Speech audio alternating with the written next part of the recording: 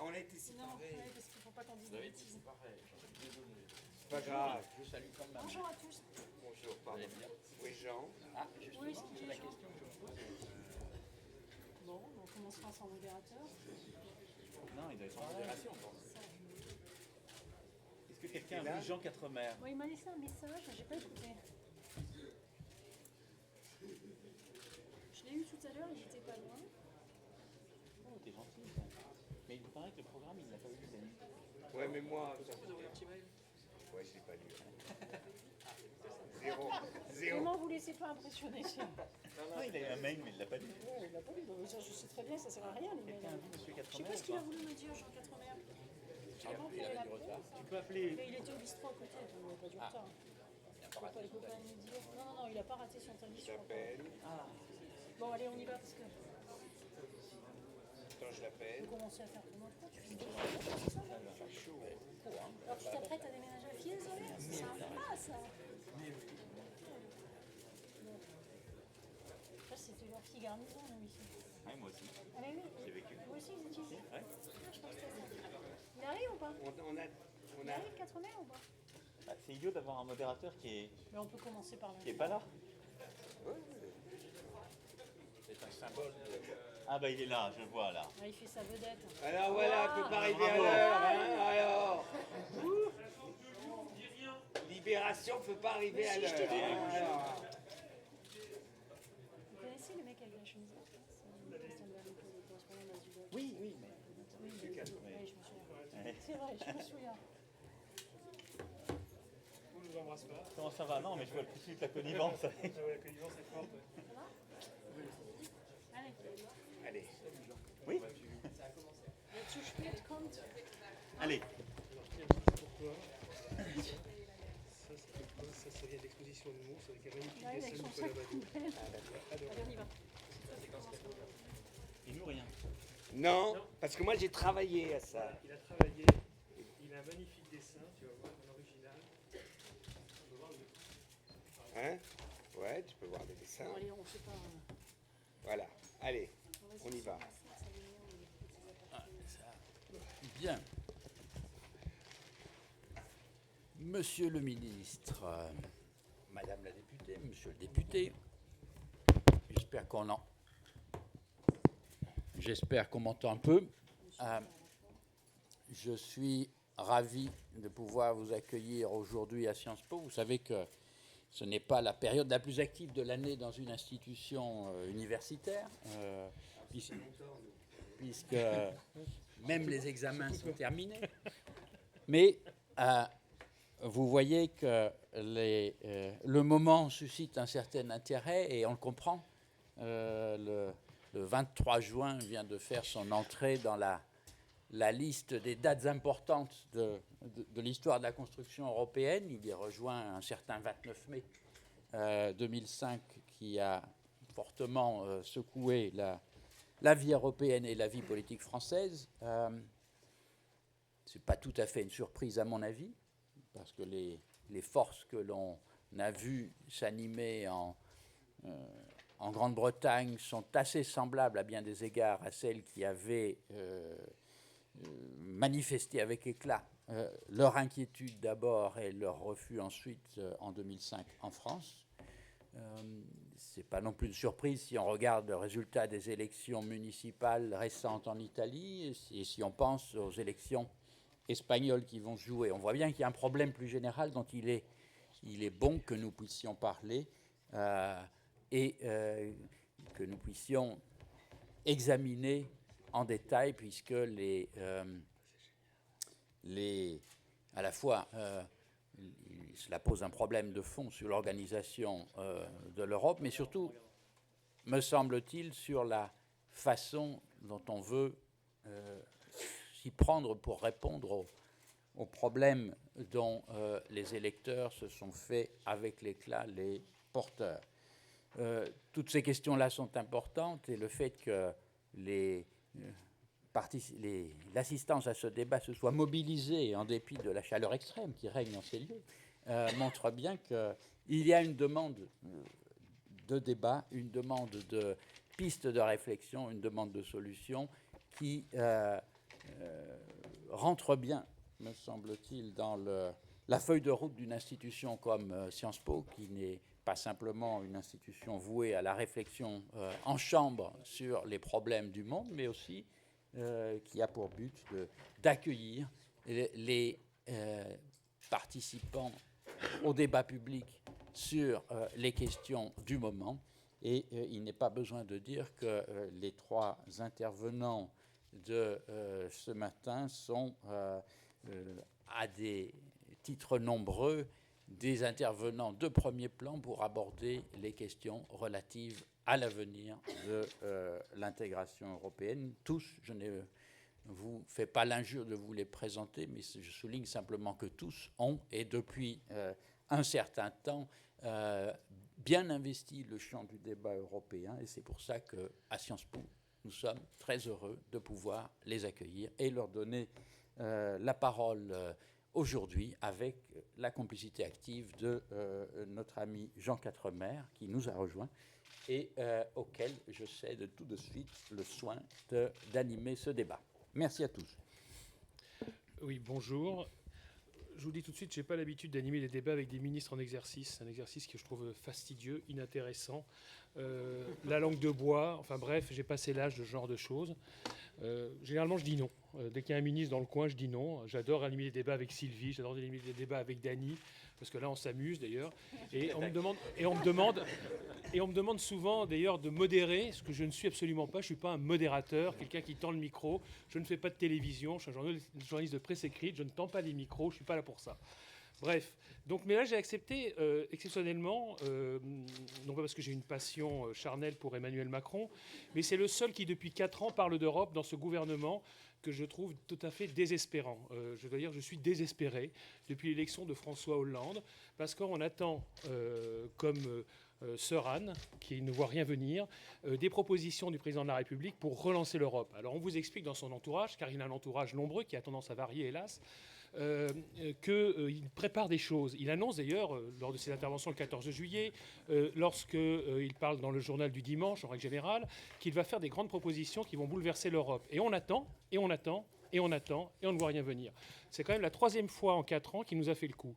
Et donc il y a une petite usure, si vous voulez, face à un gouvernement qui laisse le couple franco-allemand en coma profond.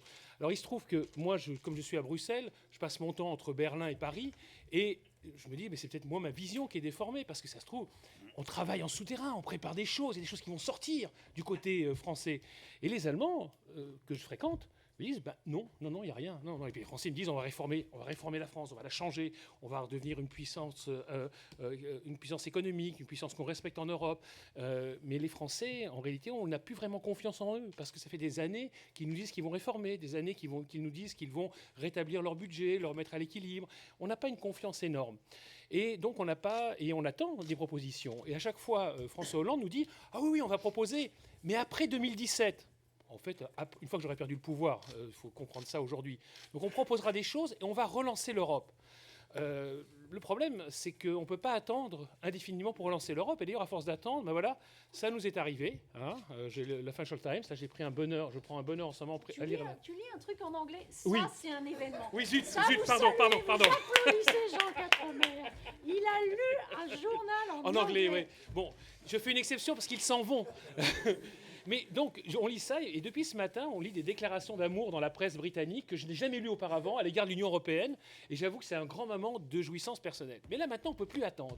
Maintenant, on est devant le précipice, parce que, le fait que les Britanniques s'en aillent, franchement, honnêtement, je ne les regretterai pas, et j'arrive pas à être triste. Autant le 29 mai 2005, j'étais triste, j'étais déçu, et là, c'est un pays fondateur qui s'en allait. Mais là, on a quelqu'un qui est arrivé après, qui nous a épousés non pas par amour, mais par intérêt matériel, et qui a décidé de reprendre ses clics et ses claques, d'aller voir ailleurs s'il y était mieux. Moi, personnellement, ça m'est égal. Mais le problème, c'est que ça risque d'avoir un effet domino. Et donc, il est nécessaire que nos gouvernements, nos élites, se réemparent du sujet européen, qu'on ait des gens qui en parlent. Alors, Emmanuel Macron, justement, est l'un des seuls pour l'instant, que j'ai pu lire ici à droite, qui propose des choses. Je ne suis pas forcément d'accord, mais en tout cas, il propose des choses. Et c'est pour ça que j'ai accepté donc d'animer ce débat. Alors, je voudrais vous donner tout de suite la parole, parce qu'on a soif de vous entendre. Qu'est-ce que vous allez nous proposer? Eh oh, du calme, hein. Ça va, ça va. Est-ce que François Hollande vous a confié ce qu'il allait faire mardi et mercredi? Est-ce qu'on allait avoir un couple franco-allemand revigoré qui allait relancer l'Europe? Est-ce que vous avez de l'info, monsieur le ministre? Bonjour à toutes et tous. Je vais pas vous donner des informations sur ce que le président va dire le mardi, mercredi. C'est très bien d'ailleurs que ça ne marche pas comme ça. Et au fond, peut-être faut-il 2 secondes, et c'est l'objet de ce débat, poser le ballon, comme diraient des amateurs de football, et essayer de comprendre où on est et pourquoi on en est là. Parce que je partage beaucoup de ce que vient de rappeler Jean Quatremer sur la situation. Ça peut avoir un effet domino, parce qu'on a au fond beaucoup attendu, beaucoup regardé les Britanniques et d'autres, c'est-à-dire parfois ceux qui doutaient le plus de l'Europe, avant de proposer. Mais il faut peut-être se demander exactement où on en est et qu'est-ce que tout ça veut dire. Peut-être reprendre le débat dans ce sens-là, parce que ce qu'on n'a pas réussi à faire ces dernières années, et au fond depuis 10 ans, parce que moi je considère qu'il y a une décennie perdue, depuis le nom français et néerlandais jusqu'à aujourd'hui, il y a une décennie où il y a eu de la tétanie dans beaucoup d'États membres, on n'a rien reproposé d'autre et on a géré les crises.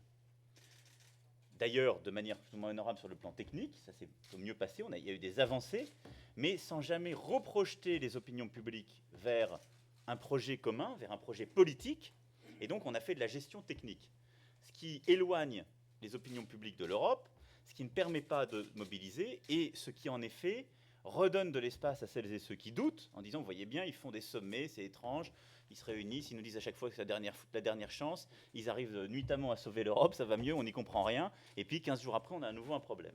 Et donc la chose se délite sous nos yeux. C'est pas le Brexit ça n'a pas commencé cette semaine, ça se délite tout doucement. Alors ce vote britannique, il faut peut-être le remettre d'abord à sa juste place. C'est l'échec du gouvernement britannique, premier point. Ça, je pense qu'il ne faut pas l'oublier, parce qu'il ne faut pas non plus tomber dans la culpabilisation collective absolue. Je veux dire, qu'est-ce qu'on a...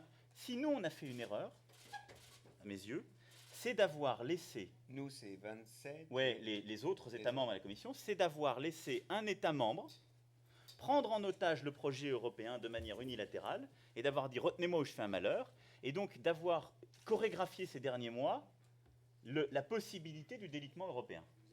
Et peut-être, Sylvie d'ailleurs a écrit sur ce point des choses très détaillées et intelligentes, est-ce que le remain n'aurait pas été encore plus compliqué à gérer? C'est pas sûr. Je ne fais pas partie de ceux qui mais c'est pas évident. En tout cas, on a été dans la langueur à considérer que, au fond, parce qu'il y avait un gouvernement qui, de manière très cynique, en jouant pour être réélu, a dit « Vous avez un problème avec l'Europe, moi je ne vais pas chercher à vous expliquer comment ça marche, je vous redonnerai la parole », qui a joué avec ça, à qui on a fait beaucoup de concessions en février dernier, et qui, de manière unilatérale, décide là de sortir.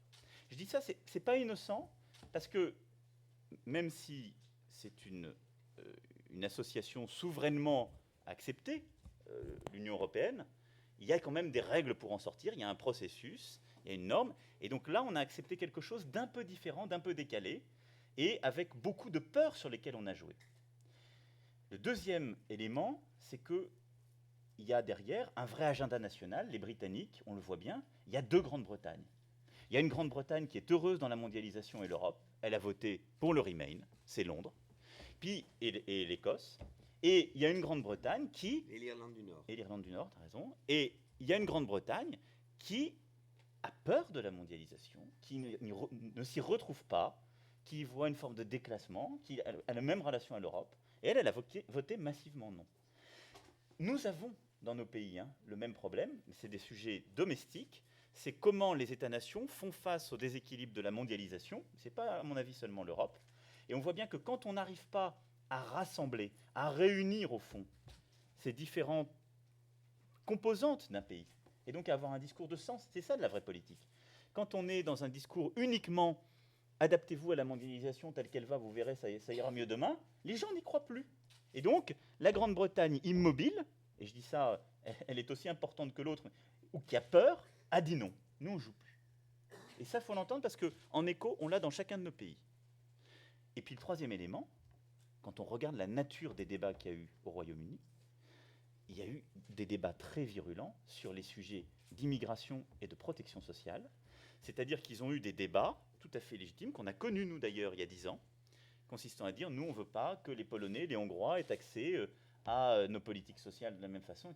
C'est-à-dire qu'ils ont voté contre une Europe ultralibérale qu'ils avaient, au fond, largement promue, que ce soit les conservateurs comme le Labour. Et une Europe contre laquelle on s'est peut-être insuffisamment battu, ou face à laquelle on n'a pas suffisamment proposé. Et on a perdu, j'ai dit plusieurs fois, mais je trouve qu'il y a aussi dans cet élément quelque chose de fort. Et il ne faut pas non plus que les souverainistes considèrent qu'au fond, c'est juste un non à l'Europe qui est exprimé. Non, c'est le non à une certaine Europe. Quand l'Europe n'est plus qu'un marché ouvert, qui n'a plus aucun sens, qui n'a plus de régulation, les gens n'y retrouvent pas leur compte, donc ils finissent par être contre. Nous, on est contre a priori parce qu'on est une nation très politique, c'est plutôt notre ADN. À la fin des fins, le peuple britannique a dit « moi, j'y retrouve pas mon compte dans cette Europe-là ». Et donc, on voit bien que c'est parce qu'on a trahi le projet européen initial, et en particulier celui du marché unique. Je reprends le triptyque de Delors. Hein. Delors disait « le marché unique, c'est en effet l'ouverture, le libre marché, c'est de la coopération et de la solidarité ». Donc il faut de la régulation commune, il faut des éléments de solidarité et des transferts, mais ce n'est pas juste l'ouverture et l'état de nature, en quelque sorte, à 28. Et on a, ces derniers temps, considéré que le marché unique, l'Europe à 28, c'était, au fond, l'état de nature à 28. Eh bien, c'est faux. Et donc, on voit bien que derrière, en creux, ce qu'il y a, c'est l'insuffisance d'un projet politique européen, de l'expression de préférences collectives qui ne sont pas qu'économiques, et donc de pouvoir en débattre. Et si nous avons fait, à mon avis, collectivement, une erreur là-dessus, et la réponse que nous devons apporter doit être éclairée par rapport à ça, c'est d'avoir un peu abandonné ce projet politique européen, qui est donc de dire qu'est-ce qu'on veut faire à 28 ? Et dedans, qu'est-ce qu'on veut faire d'ailleurs à moins quand on est prêt à aller plus loin ? Et donc, c'est la capacité à articuler un message de volonté commune, et pas simplement de régulation. Je ne veux pas être plus long, je continuerai pour donner les autres éléments, mais donc si on repose le ballon et qu'on y va... Si vous croyez que vous n'allez pas répondre à ma question... Non, mais après... J'y reviendrai. Hein. Non, mais j'y reviendrai sur mardi, mais après, si on prend pied sur qu'est-ce que c'est que le contexte dans lequel on opère, on n'y arrivera pas. Donc, face à ça, la question c'est est-ce que la Commission, le Parlement européen, les États membres arrivent à articuler le bon diagnostic et repartir sur un projet qu'il faut construire dans les prochains mois de manière beaucoup plus démocratique et transparente, ou pas ? Je ne crois pas du tout que dans les 15 jours, on va préparer un nouveau traité pour répondre au Brexit. Ça, c'est de la pipe. Sylvie. Bon, merci beaucoup. D'abord, merci à Sciences Po de nous accueillir. Merci à vous tous d'être là. Bon, dans ce que Emmanuel Macron a dit, j'adhère à beaucoup de choses, donc je ne vais pas répéter. Moi, je voulais quand même insister sur deux choses. La première, c'est qu'à la fois... puisqu'on ne va pas être d'accord sur tout, sinon c'est pas drôle. D'abord, on n'arrête pas de dire qu'il faut une Europe politique. Or, ce que j'observe, pour ma part, et je vais défendre la vieille Europe communautaire, c'est qu'on est dans une politisation, mais au très mauvais sens du terme. On n'a jamais vu une politisation autant au ras des pâquerettes. Parce que si on réfléchit bien, ce que Cameron a fait, c'est de la politique. Il est élu au niveau national. Il s'est dit comment je peux être élu en faisant une promesse idiote de référendum. J'aurais pas à la tenir. Il a dû la tenir. Il est mort. Bon. Le camp d'en face... Il va vivre. Non, mais il est politiquement mort, je suis désolée, il se retire. Deuxièmement, non, c'est un pays dans lequel il n'y a pas de résurrection politique. Parce qu'il y a une république laïque dans laquelle on croit à la résurrection politique de la chair. Alors, ça peut être une condition. Oui, j'ai l'impression. Bref, je reviens à mon raisonnement. Donc, on était dans la politisation. Boris Johnson, vous avez entendu les déclarations depuis hier. Depuis hier, on nous explique que c'est plus urgent qu'il sorte de l'Union européenne parce que M. Johnson a atteint son but, qui était un but politique, qui était de tuer Cameron. Bon.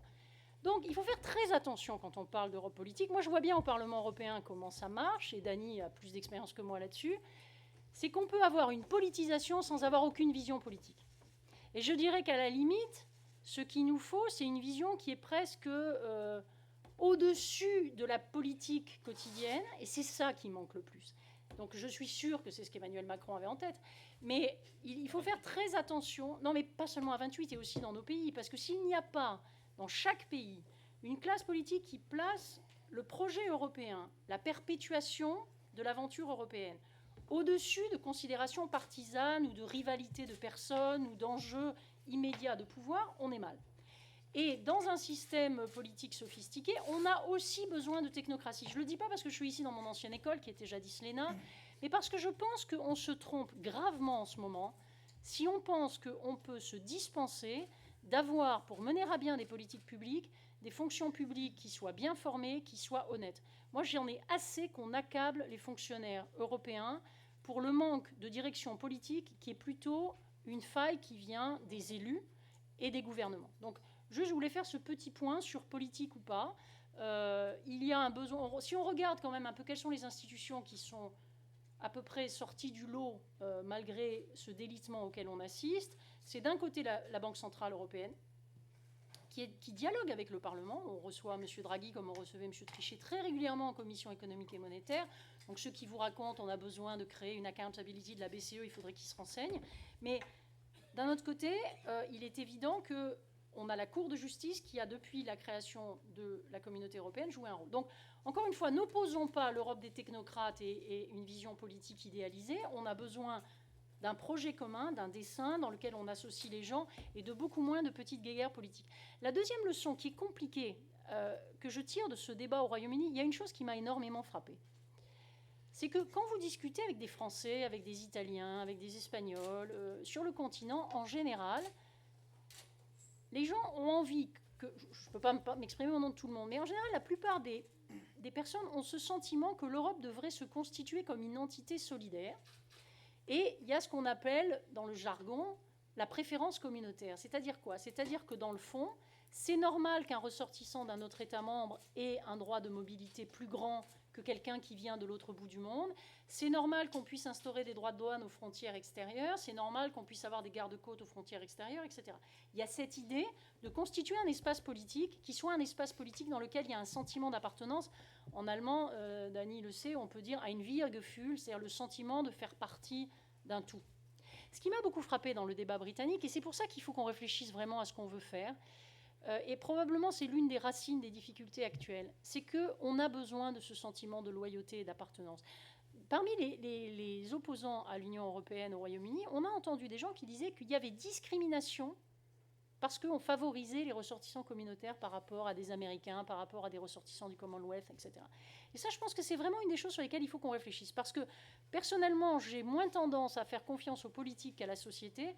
Je crois que si on veut repartir d'un bon pied, on a intérêt à impliquer les sociétés européennes, à leur donner les outils éducatifs nécessaires. Et là, je ne résiste pas à faire ma petite note de bas de page. Ce qui m'a le plus choqué dans l'inertie de ce gouvernement, c'est que non seulement il n'a rien fait sur la scène à Bruxelles, mais il a cru devoir supprimer les sections européennes et les classes bilingues. C'est extrêmement révélateur qu'une jeune ministre de l'Éducation laisse comme trace, j'espère qu'on va rapidement l'effacer, mais laisse la trace, pas la ministre, laisse comme trace et comme d'avoir supprimé, on peut vouloir les modifier.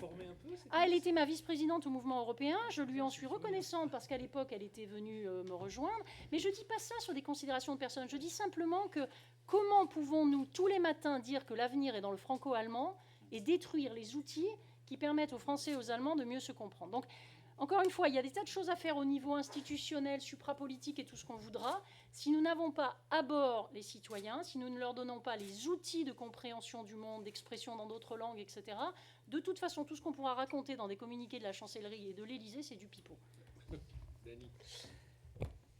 Alors, avec l'esprit des Saliers, je suis d'accord avec le début, enfin l'explication d'Emmanuel et de Sylvie, et je voudrais continuer sur, le projet européen, c'est quoi?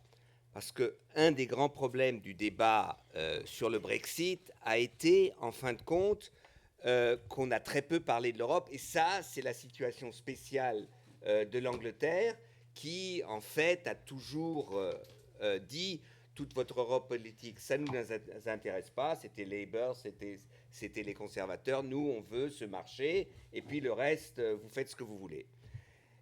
Ce qui est intéressant, d'abord, sur la Grande-Bretagne, et j'avoue que moi, j'ai une position, je dis, il faut respecter ce vote. Mais respecter ce vote, c'est le prendre au sérieux. Et c'est pas dire, ouais, mais on va arranger ça, on va faire des petites... on va, maintenant, le gouvernement allemand va s'arranger avec le gouvernement anglais, on va faire qu'ils sont dehors, mais on va tout faire comme ils sont dedans quand même, vous savez. Voilà, comme on sait faire, les diplomates. Emmanuel, tu sais ça mieux que moi. Hein. Eh bien, je crois que c'est pas comme ça la solution. Moi, je veux... Enfin, j'étais, dans la nuit, j'étais pas désespéré, mais j'étais vraiment triste. Je me dis, on en prend un coup, hein, comme en 2005. On en prend un coup. Ouais, pas toi, ton article était très bon, mais bon, on en prend un coup parce qu'on sent ce que ça peut donner. Et puis, je suis passé en 2 jours en mode offensif. J'ai dit, d'accord, ok, on a compris la leçon. Donc, moi, je veux que l'Angleterre, le gouvernement anglais, Boris Johnson, Boris Trump, eh bien, qu'il ait à négocier en même temps donc la sortie de la Grande-Bretagne de l'Union européenne et la sortie de l'Écosse de la Grande-Bretagne, pour que ça devienne une petite Bretagne. Et qu'il ait à négocier en même temps la volonté de l'Irlande du Nord d'être attachée à l'Irlande. Parce que c'est la conséquence de ce vote. Et alors tout ce monde nous dit, oui, c'est un vote du peuple contre les élites. Alors les Écossais, il y a 68% d'élites en Écosse. Allez tous en Écosse, hein. Ça doit être un pays formidable. Hein. Donc voilà, alors il y a le peuple anglais qui a parlé et le peuple écossais. Non, vous n'allez pas prendre ce peuple au sérieux quand même. Hein, ils sont moins. La définition de la qualité d'un peuple, maintenant, c'est la quantité. Bon, d'accord, moi je veux bien. Les Chinois gagnent. Voilà, exactement. Alors si on suit ce qu'ils veulent, ah bon, d'accord, ça c'est un autre problème. Donc, moi je dis qu'aujourd'hui, il faut maintenant que l'Union européenne, et non pas gouvernement par gouvernement, organise cette séparation. Hein, voilà, vous l'avez voulu, et bien maintenant, vous l'aurez. Et donc, c'est un problème compliqué. Il y a 78 000 paragraphes, je ne sais pas combien, 7800. Mais on n'a même pas besoin de s'en occuper. Ça, c'est leur problème. C'est pas le Exactement. Voilà, on dit c'est fini. Donc, vous n'avez plus accès au marché européen. Vous n'avez plus de préférences européennes. Donc, vous allez payer la douane, etc. C'est comme ça, c'est la vie. Vous l'avez voulu et vous serez heureux. À partir de là, maintenant, on aura donc la petite Bretagne qui restera dans 2 ans ou 3 ans. Et qu'est-ce qu'on fait, nous? Et là, c'est vrai. Quel est le projet européen? Et je crois que... Alors, je n'aime pas qu'on dise l'histoire de la paix, c'est fini. Parce que je trouve ça, mais d'une bêtise incroyable. C'est comme s'il existait dans l'histoire de l'humanité une situation où la paix était là et elle resterait éternellement. Je veux dire, quand on voit l'histoire, c'est pas tout à fait ça. Donc, le fait que l'Union européenne se soit, disons, l'Union européenne d'aujourd'hui, qui a commencé autrement, je ne veux pas, vous êtes des étudiants, je ne vais pas vous faire l'histoire de l'Europe, eh bien, c'est qu'on a essayé de construire quelque chose pour éviter la guerre, pour sortir de cette histoire européenne qui était le stalinisme et le fascisme, le colonialisme. Ça fait quand même pas mal de choses qu'on avait à régler, qu'on a réussi, pas totalement, mais à pacifier. Et ça, il faut le maintenir. Donc c'est le socle à maintenir pour continuer à faire évoluer le projet européen. Et le projet européen, aujourd'hui, il se trouve défini par la position que prennent les 27, les 28, les 17, si c'est la zone euro, on pourra en parler, face à la mondialisation. Et c'est Pascal Lamy qui l'explique le mieux. Voilà. Est-ce qu'on veut naviguer seul face à la mondialisation? La petite Bretagne vient de le décider. Ou est-ce qu'on veut, on a le sentiment qu'on doit naviguer ensemble face à la mondialisation, face aux défis qu'on a, c'est-à-dire le dérèglement climatique. Et pour cela, il faut aussi qu'on ait un projet, non seulement d'un marché, mais un projet social. Qu'est-ce que c'est que la protection sociale? Et donc de développer, et le débat qui vient maintenant et qu'on ne peut plus éviter. Nos États-nations ont, en 2 siècles, développé cette idée de la souveraineté nationale. Puis on a mis longtemps à faire de ces républiques une démocratie. Parce que moi, j'en ai marre un peu, on dit l'Europe n'est pas démocratique, alors que l'État-nation est démocratique. Quand les Allemands me racontent ça, je dis, vous savez, si vous regardez un peu dans votre histoire, vous n'êtes pas génétiquement démocrate. Hein. Il y a eu des moments difficiles dans votre histoire. Hein, et on peut faire la même chose avec les Français. Hein, je veux dire, les Français, on est démocratique, c'est une grande république, 1789. Ouais, d'accord, nous, Français, on est un peu fainéants, donc on a mis 160 ans à donner le droit de vote aux femmes. Mais ça, c'est un petit problème. Ne trouvez pas, nous sommes vraiment des républicains démocrates à partir de 45. Donc, pour moi, je dis la construction démocratique de la souveraineté européenne. Parce que qui veut aujourd'hui exister dans la mondialisation doit définir la souveraineté européenne. Donc le passage, alors, il y a la souveraineté partagée. Pour finir mon introduction, on passe de la souveraineté nationale à une souveraineté partagée. Et la prochaine étape, je vous l'annonce, ça sera la souveraineté européenne qui sera la République fédérale européenne. C'est, pour moi, le sens que je veux donner à l'histoire. Alors, je sais que je ne suis pas tout à fait majoritaire encore avec cette position, mais je veux qu'on pose les jalons d'une histoire, d'un récit qu'on veut raconter et qu'on pose les jalons de comment l'on croit qu'on peut y arriver. Et si on a ce récit, les Anglais sont formidablement, the narrative.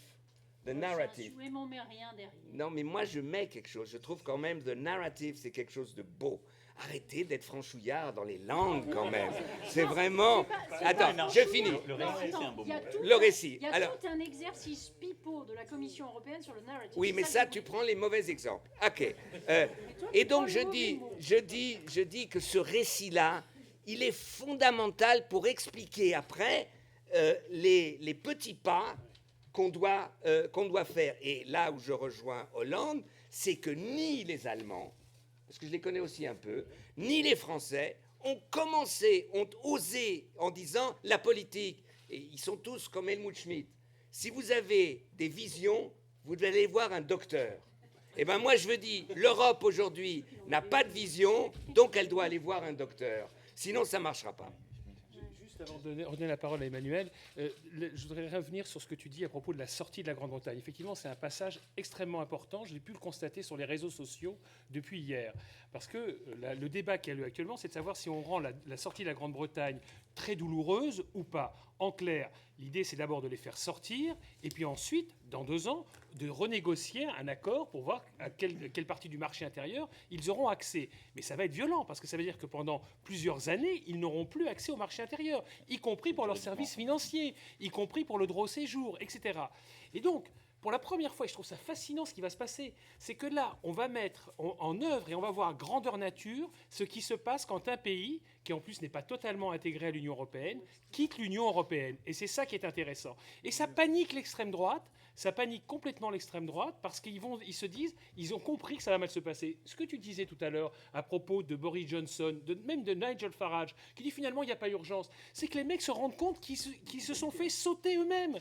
Et là, c'est génial. On ne doit pas être gentil avec les Britanniques. Quand je dis qu'il faut être méchant avec les Britanniques, moi je fais partie des gens qui poussent à fond pour que ça soit dur, c'est parce qu'il faut qu'on voit ce que c'est. Il faut prendre au sérieux. Voilà. Il faut prendre au sérieux. Ils ont voulu sortir, mais on va respecter leur vote, mais jusqu'au bout. Ils vont le bouffer jusqu'au bout. Et c'est ça qu'on doit faire. Et je crains effectivement de la part, mais pas du côté français. Là, pour l'instant, ça ne branle pas du manche. Les Français sont très là pour une secousse dure.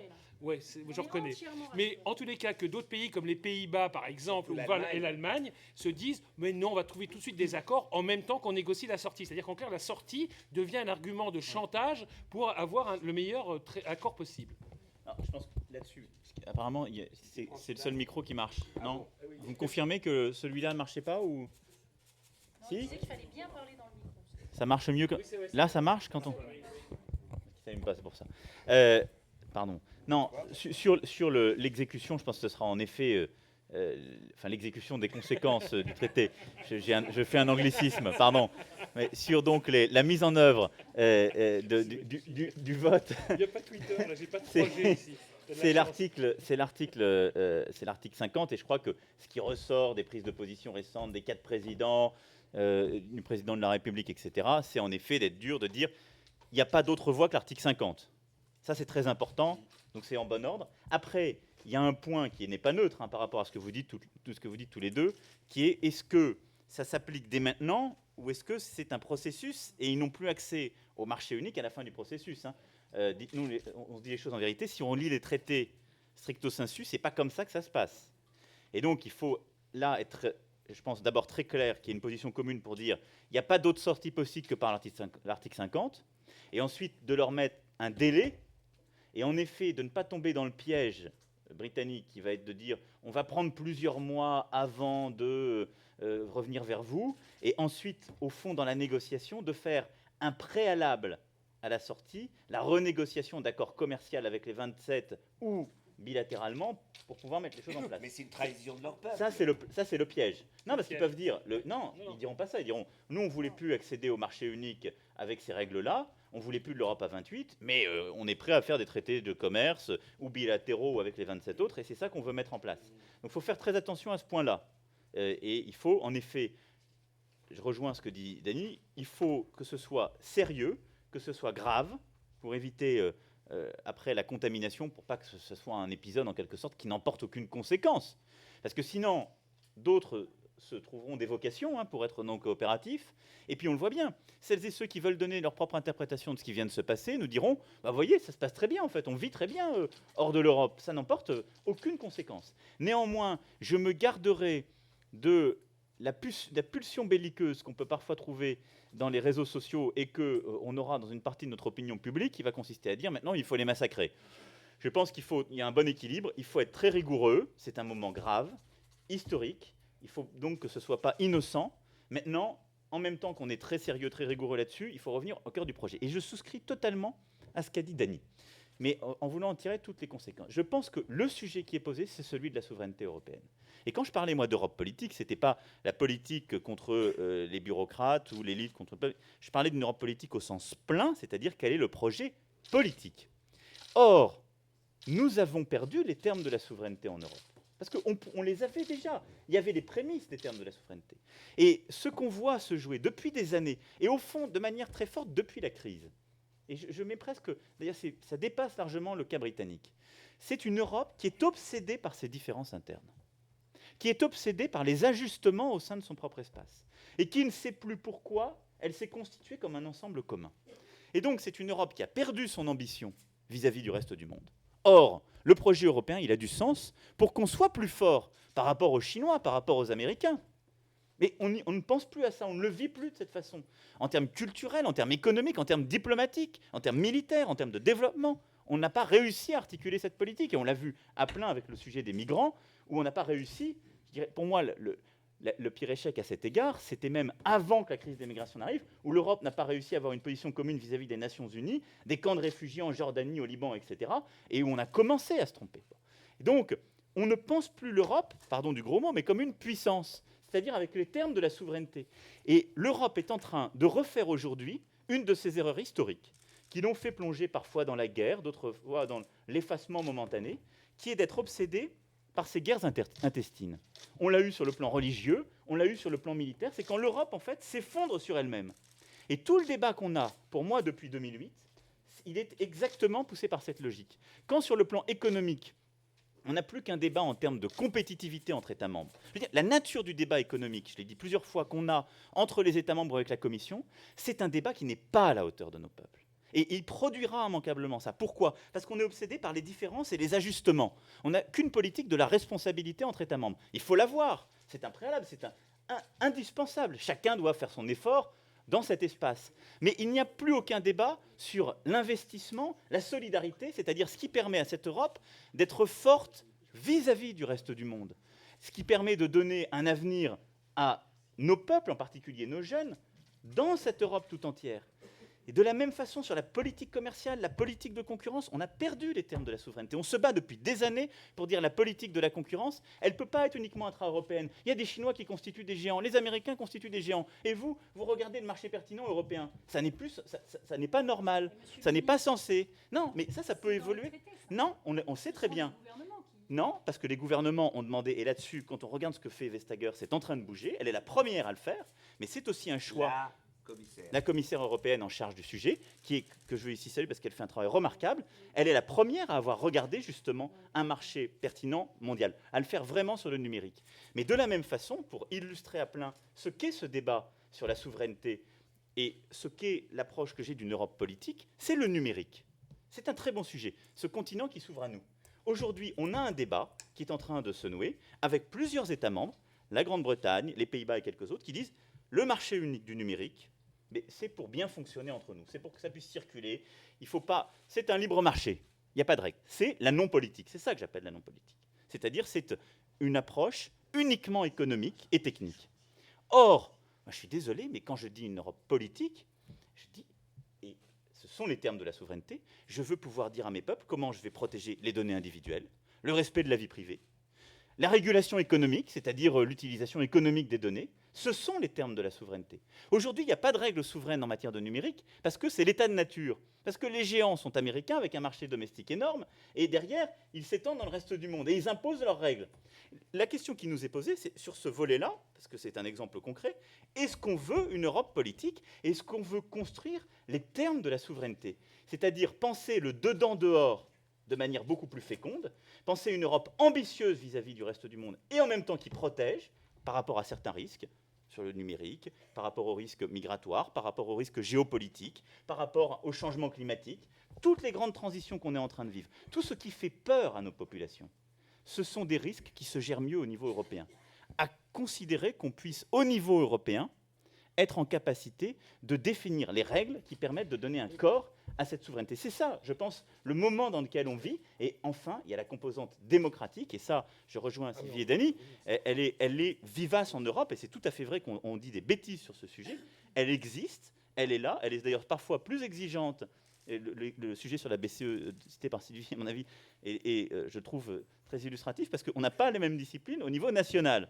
Donc, ça montre que ce débat existe. Il faut maintenant lui donner plus de vitalité, et en particulier dans la préparation de cette nouvelle phase. Mais on a un problème fondamental, et ça, c'est une question que j'aurais vous poser en Europe, c'est quand même, à chaque fois, c'est le moins-disant qui gagne. Oui. Par exemple, donc c'est ça ma question, c'est que moi, je me rappelle très bien, au début des années 2000, quand les Chinois, eux, ont construit une grande muraille numérique, nous, on a dit, on ne peut pas faire ça. Et donc, aujourd'hui, chez nous, les géants numériques européens, ils s'appellent Amazon, Apple, Google, etc. Les Chinois, là je reviens de Chine, ils ont fermé leur marché et ils ont créé leur propre géant. Mais si vous proposez ça aux Européens, et si vous proposez ça aux ministres européens, mais vous allez être tout seul. Vous allez être tout seul. Et c'est un problème. Sylvie? Non, je ne crois pas qu'on sera tous. Non, mais c'est un peu ce que je voulais dire. Bon, Dieu sait si je suis d'accord, hein, mais ici, dans cette salle, il n'y a pas de personnes qui incarnent, je dirais, soit des sensibilités politiques qui mettront derrière le mot politique l'absence de barrières ou autre, soit des pays qui voient les choses un peu différemment. Donc, moi, on peut le décliner sur plus. Il a démissionné ? Le commissaire britannique vient de démissionner. Ouais. Ah, ciao. Non, mais attendez, moi je voudrais saluer. Attendez, non, non, je tiens à saluer ici la qualité du travail de Jonathan Hill et le fait que je trouve très bien qu'il ait pris cette décision de sa propre initiative. Et qu'on lui ait permis de faire les choses dignement. Parce que je crois qu'il ne faut pas oublier qu'il y a 48% des Britanniques qui voulaient rester dans l'Union européenne. Et c'est pour ça que je voudrais revenir sur le premier point. Je ne partage pas tout à fait le ton de Jean Quatremer. Je pense qu'il faut être, comme l'a dit Emmanuel Macron, extrêmement ferme dans l'application des traités, extrêmement sérieux dans le respect de la volonté du peuple britannique, mais n'être animé d'aucune animosité. Franchement, non. C'est les gens des réseaux sociaux dont tu te faisais peut-être le porte-parole. En tout cas, peu importe. Mais non, mais il faut faire très attention. Nous sommes en ce moment, observés, ne serait-ce que parce que c'est une preuve d'esprit européen aussi. On n'a pas fait l'Europe pour se venger les uns sur les autres. Moi, je n'ai absolument pas envie de me venger. Si jamais un jour, on était nous, ça n'arrivera pas parce qu'on va se battre. Mais si on était nous, traînés dans la boue par des individus du niveau de Nigel Farage, et on en a une notamment dans notre pays, et que nous nous retrouvions dans cette position-là, moi, j'espère que les autres serait vis-à-vis de nous un tant soit peu, je dirais, coopératif, tout en étant très rigoureux dans l'application des règles. Donc ça, c'était la première remarque que je voulais faire. Et là-dessus, il y aura des différences de sensibilité entre nos pays. Je dis jamais aux gens, il n'y a qu'à dire, voilà, nous, on va défendre. D'abord parce que la France, franchement, on l'a vu, y compris dans les derniers mois, dans la négociation de l'accord qui aurait servi de base s'ils avaient voté pour rester, la France ne s'est pas illustrée par la moindre étincelle de résistance ou de créativité. Donc, voilà, je crois qu'il y a beaucoup de manières de voir ce genre de choses. On est dans une situation très instable. Et c'est pour ça que, d'ailleurs, le principal ingrédient de la construction européenne, c'est le travail.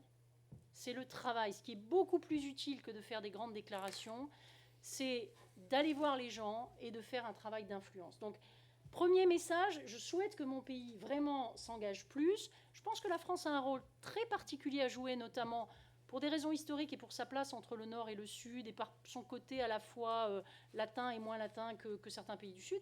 Mais il ne faut pas minimiser ce qui est devant nous. Et pour rebondir sur ce qui a été dit, je crois qu'il faut être très franc. Moi, je l'ai toujours assumé. On passe pour des cinglés, mais je vous dis à tous, rentrez chez vous, allez dans vos dîners de famille et soyez aussi cinglés que nous.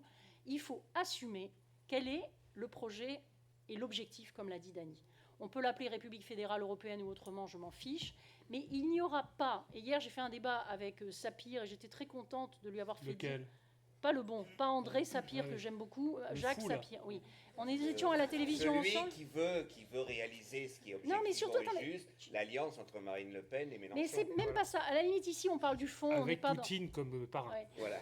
Mais non, mais ce qui était très intéressant, c'est qu'il y a une escroquerie dans le camp souverainiste. Et chez beaucoup de modérés, qui consiste à faire croire depuis des années, et c'est pour ça qu'on est dans la mouise, qu'on va pouvoir avoir tous les avantages d'être unis, que face aux Chinois, on sera un bloc, que face aux Américains, on sera un bloc. Mais alors quand même, c'est nous qui allons continuer à décider. Ça sera de toute façon à la française. Dans les postes importants, il faudra qu'il y ait des Français, parce qu'on ne va quand même pas filer les clés de notre diplomatie. Or, la question qui nous est posée aujourd'hui, c'est celle-là. C'est est-ce que vous mettez votre nationalisme dans votre poche et est-ce qu'on arrive à faire un système dans lequel on a suffisamment confiance dans la compétence pour avoir un Mario Draghi, président de la Banque Centrale Européenne, qui parle au nom de tous les gens de la zone euro.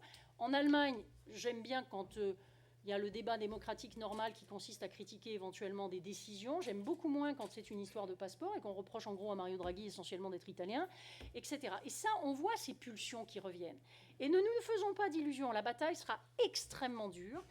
Et il faut, encore une fois, systématiquement démonter l'escroquerie qui est celle des soi-disant pro-européens de ce pays, qui sont des souverainistes light, et qui, devant la dernière étape, qui est l'étape du transfert plein et entier de souveraineté, celui où on décide à la majorité, celui où on ne gagne pas à tous les coups. Et on ne gagnera pas à tous les coups sur la mondialisation et sur notre position par rapport au monde. Si vous prenez ne serait-ce que les pays fondateurs, je suis absolument persuadée qu'une partie des pays fondateurs ne nous suivraient pas complètement, que ce soit l'Allemagne, que ce soit les Pays-Bas. Et certains de ces pays ont aussi des performances économiques, ont gagné. Par exemple, si vous prenez les pays nordiques, là, qui ne sont pas fondateurs, moi je suis très fascinée par le fait qu'ils sont extrêmement attachés à un modèle social, mais extrêmement ouvert, et que dès qu'on parle de quelques politiques dirigistes que ce soit, ils nous regardent, ils font c'est l'état de l'industrie française qui vous permet de parler. Donc voilà. Donc il faut faire attention là-dessus. Je suis désolée, je ne veux pas du tout mettre une note qui ternit l'enthousiasme trop rare et qu'on a aujourd'hui dans cette salle, mais c'est pour dire on ne fera pas l'Europe tout seul. L'Europe ne se fera pas uniquement à la française. Et si vous voulez que je dirais l'injection d'idées françaises qui sont tout à fait légitimes soit supérieure, apprenez les langues étrangères et bougez-vous. Moi, je voudrais, dans la définition de ce qu'est la souveraineté, il faut y mettre plusieurs choses. Donc, on a vu ce qu'Emmanuel a dit, comment Sylvie le développe. Moi, je crois que dans la souveraineté européenne, il y a un débat à mener qui est qu'est-ce qu'on tire comme leçon de l'histoire européenne. C'est-à-dire, on a la mondialisation, mais la mondialisation, c'est un rapport de force très dur au point de vue économique, dur à réguler, et c'est aussi une histoire, le monde d'aujourd'hui. Et c'est pour ça que le problème des migrations ou des réfugiés nous renvoie à cette mondialisation, mais l'autre face de la mondialisation. Et comment on y répond? Et moi, ce que je suis catastrophé, c'est cette incapacité de l'Europe, des gouvernements européens, de tirer la leçon des drames qu'a vécu l'Europe. C'est pour ça que je reviens toujours avec la même histoire, qui est la conférence d'Évian de 1938, mais que personne ne connaît. Quand la première fois j'ai parlé de ça, je me dis mais qu'est-ce qui va nous casser les pieds avec ça? 1938, Roosevelt aux États-Unis dit on a un problème, 500 000 juifs allemands doivent quitter l'Allemagne. Parce que Hitler, pour l'instant, personne ne parlait des camps de concentration, il disait qu'ils se taillent, qu'ils s'en aillent, j'en veux plus. Et là-dessus, Roosevelt organise une conférence internationale, il voulait la faire à Genève, les Suisses ont dit, très courageux, on ne veut pas avoir de problème avec Hitler, donc il l'a fait à Évian. À Évian, on commence à discuter, des diplomates très intelligents, 500 000, bon, Roosevelt dit c'est pas un problème, chacun prend sa part et puis voilà, on rentre à la maison demain. C'était pas Roosevelt, c'était son représentant. Ah, il en a dit mais c'est pas si simple. Il y en a 1,5 million de juifs en Pologne, il y en a tant de millions en Russie, en Bulgarie, en Roumanie, et puis ils arrivent sur 5, 6, 7 millions. Les diplomates se regardent et disent alors aujourd'hui on appelle ça on ne peut pas accueillir toute la misère du monde. À l'époque on disait on ne peut pas accueillir tous les juifs d'Europe. Et donc, qu'est-ce qu'on a fait? On a fait des quotas. Ils ont fait des quotas, ils se sont tenus à ces quotas. Donc, l'Angleterre tant, la Suisse tant, les États-Unis, après ils ont fermé. Alors, on me dit, là, vraiment, Dany, c'est bas niveau ce que tu dis, parce que c'est la Shoah. Je m'excuse. En 1938, personne n'avait dans la tête la Shoah. Donc, moi, je veux qu'aujourd'hui, sur les réfugiés, je veux que la souveraineté européenne, sont des idées donc de l'histoire de l'Europe, eh bien, on ne me dit, je veux que les frontières européennes doivent nous protéger, oui, et qu'aujourd'hui les frontières, ce ne sont plus les frontières nationales, c'est la frontière de l'Europe. Mais à partir de là, qu'est-ce que l'Europe fait quand il y a 10 000 noyés dans la Méditerranée entre 2014 et aujourd'hui? 10 000, ça fait 1000 enfants, ça fait tant de femmes, ça fait tant d'hommes. Qu'est-ce qu'on fait?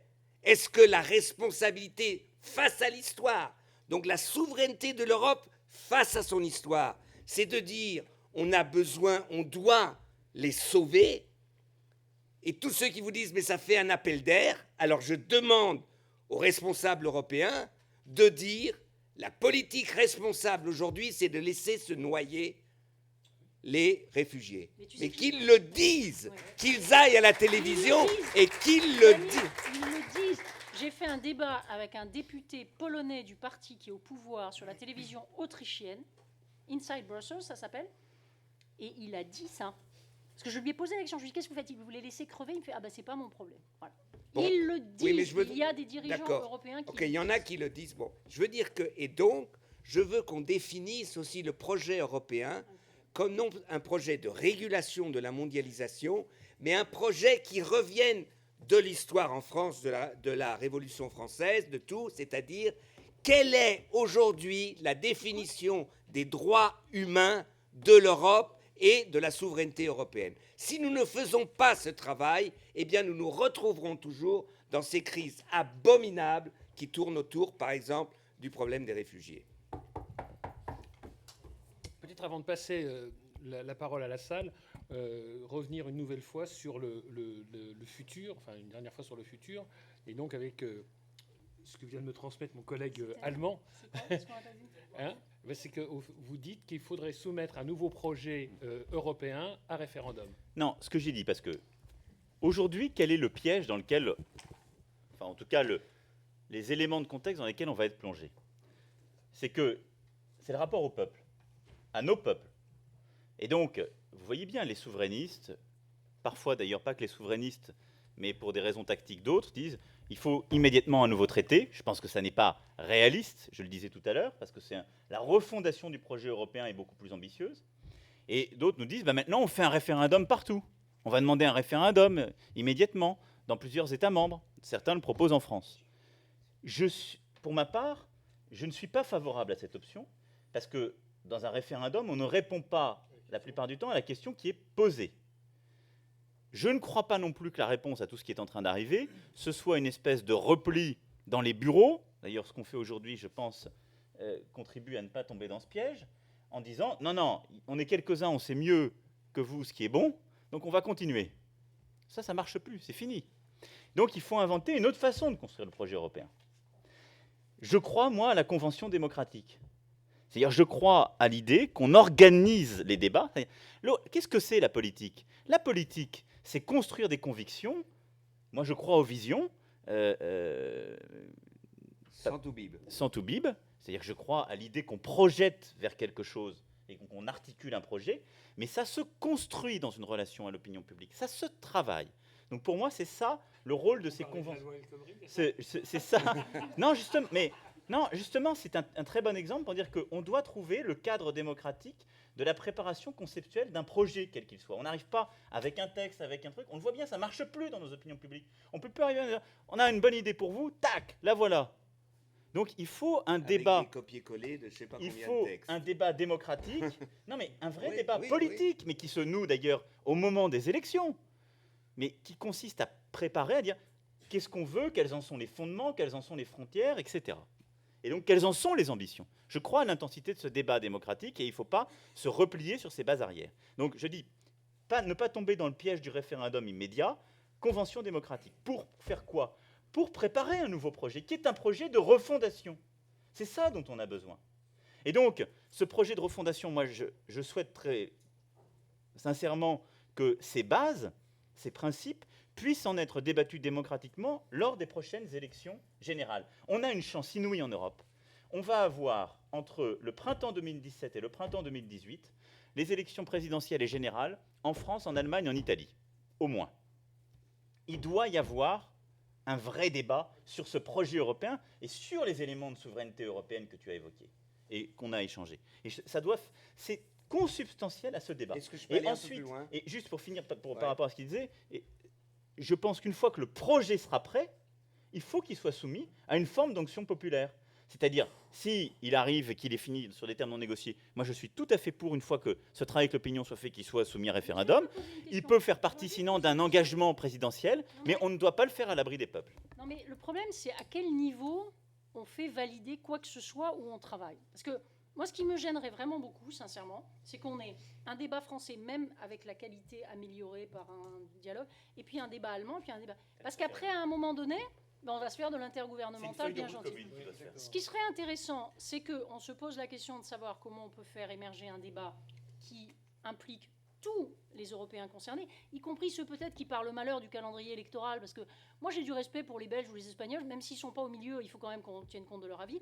Et puis surtout qu'on se pose la question, on l'avait fait avec Monti dans notre livre sur la démocratie, de comment on adopte à la fin. Parce que l'erreur qu'on a faite à la Convention, la précédente, qui avait fait le traité constitutionnel, c'est que sincèrement, on ne s'était pas demandé quel était le produit fini. Donc il faut tirer des leçons du passé. Et voilà, moi ce que je voudrais vraiment, c'est éviter toute discussion qui soit tellement dans le cadre des élections nationales qu'on perde la dimension européenne et qu'on gère un projet français pour l'Europe contre un projet allemand pour l'Europe. Ça serait pas un problème. Je crois que ce qui manque, chez nous, c'est facile. On a dans 2 ans et demi des élections européennes. On n'arrive pas jusqu'à présent à faire des élections européennes un débat sur l'Europe. Un débat sur l'Europe, on a 27, 28, ça dépend, élections au moment d'une élection européenne qui sont des élections nationales. Alors, et moi donc, et c'est une proposition que depuis longtemps on discute, que le Parlement européen vient aujourd'hui majoritairement d'adopter, et que, ça c'est un petit coup d'œil à Emmanuel, si tu peux en passer un mot à François Hollande, ça peut aller très vite. C'est de dire, on fait exactement cela, on lance ce débat sur l'Europe, aux élections françaises, italiennes, etc., et on dit, les prochaines élections européennes changeront un peu de nature, car nous aurons les 200, les élections au niveau national, et puis on a un bol incroyable. On vient de libérer 70 places, puisque les Britanniques... 73. On vient de libérer 73 places de députés. Hein? Thank you, Brexit. Alors on dit, ces 73 places, eh bien, ce seront occupées par des députés élus sur des listes trans-européennes. C'est-à-dire avec des têtes de liste, qui seront la proposition des familles pour la présidence de la Commission.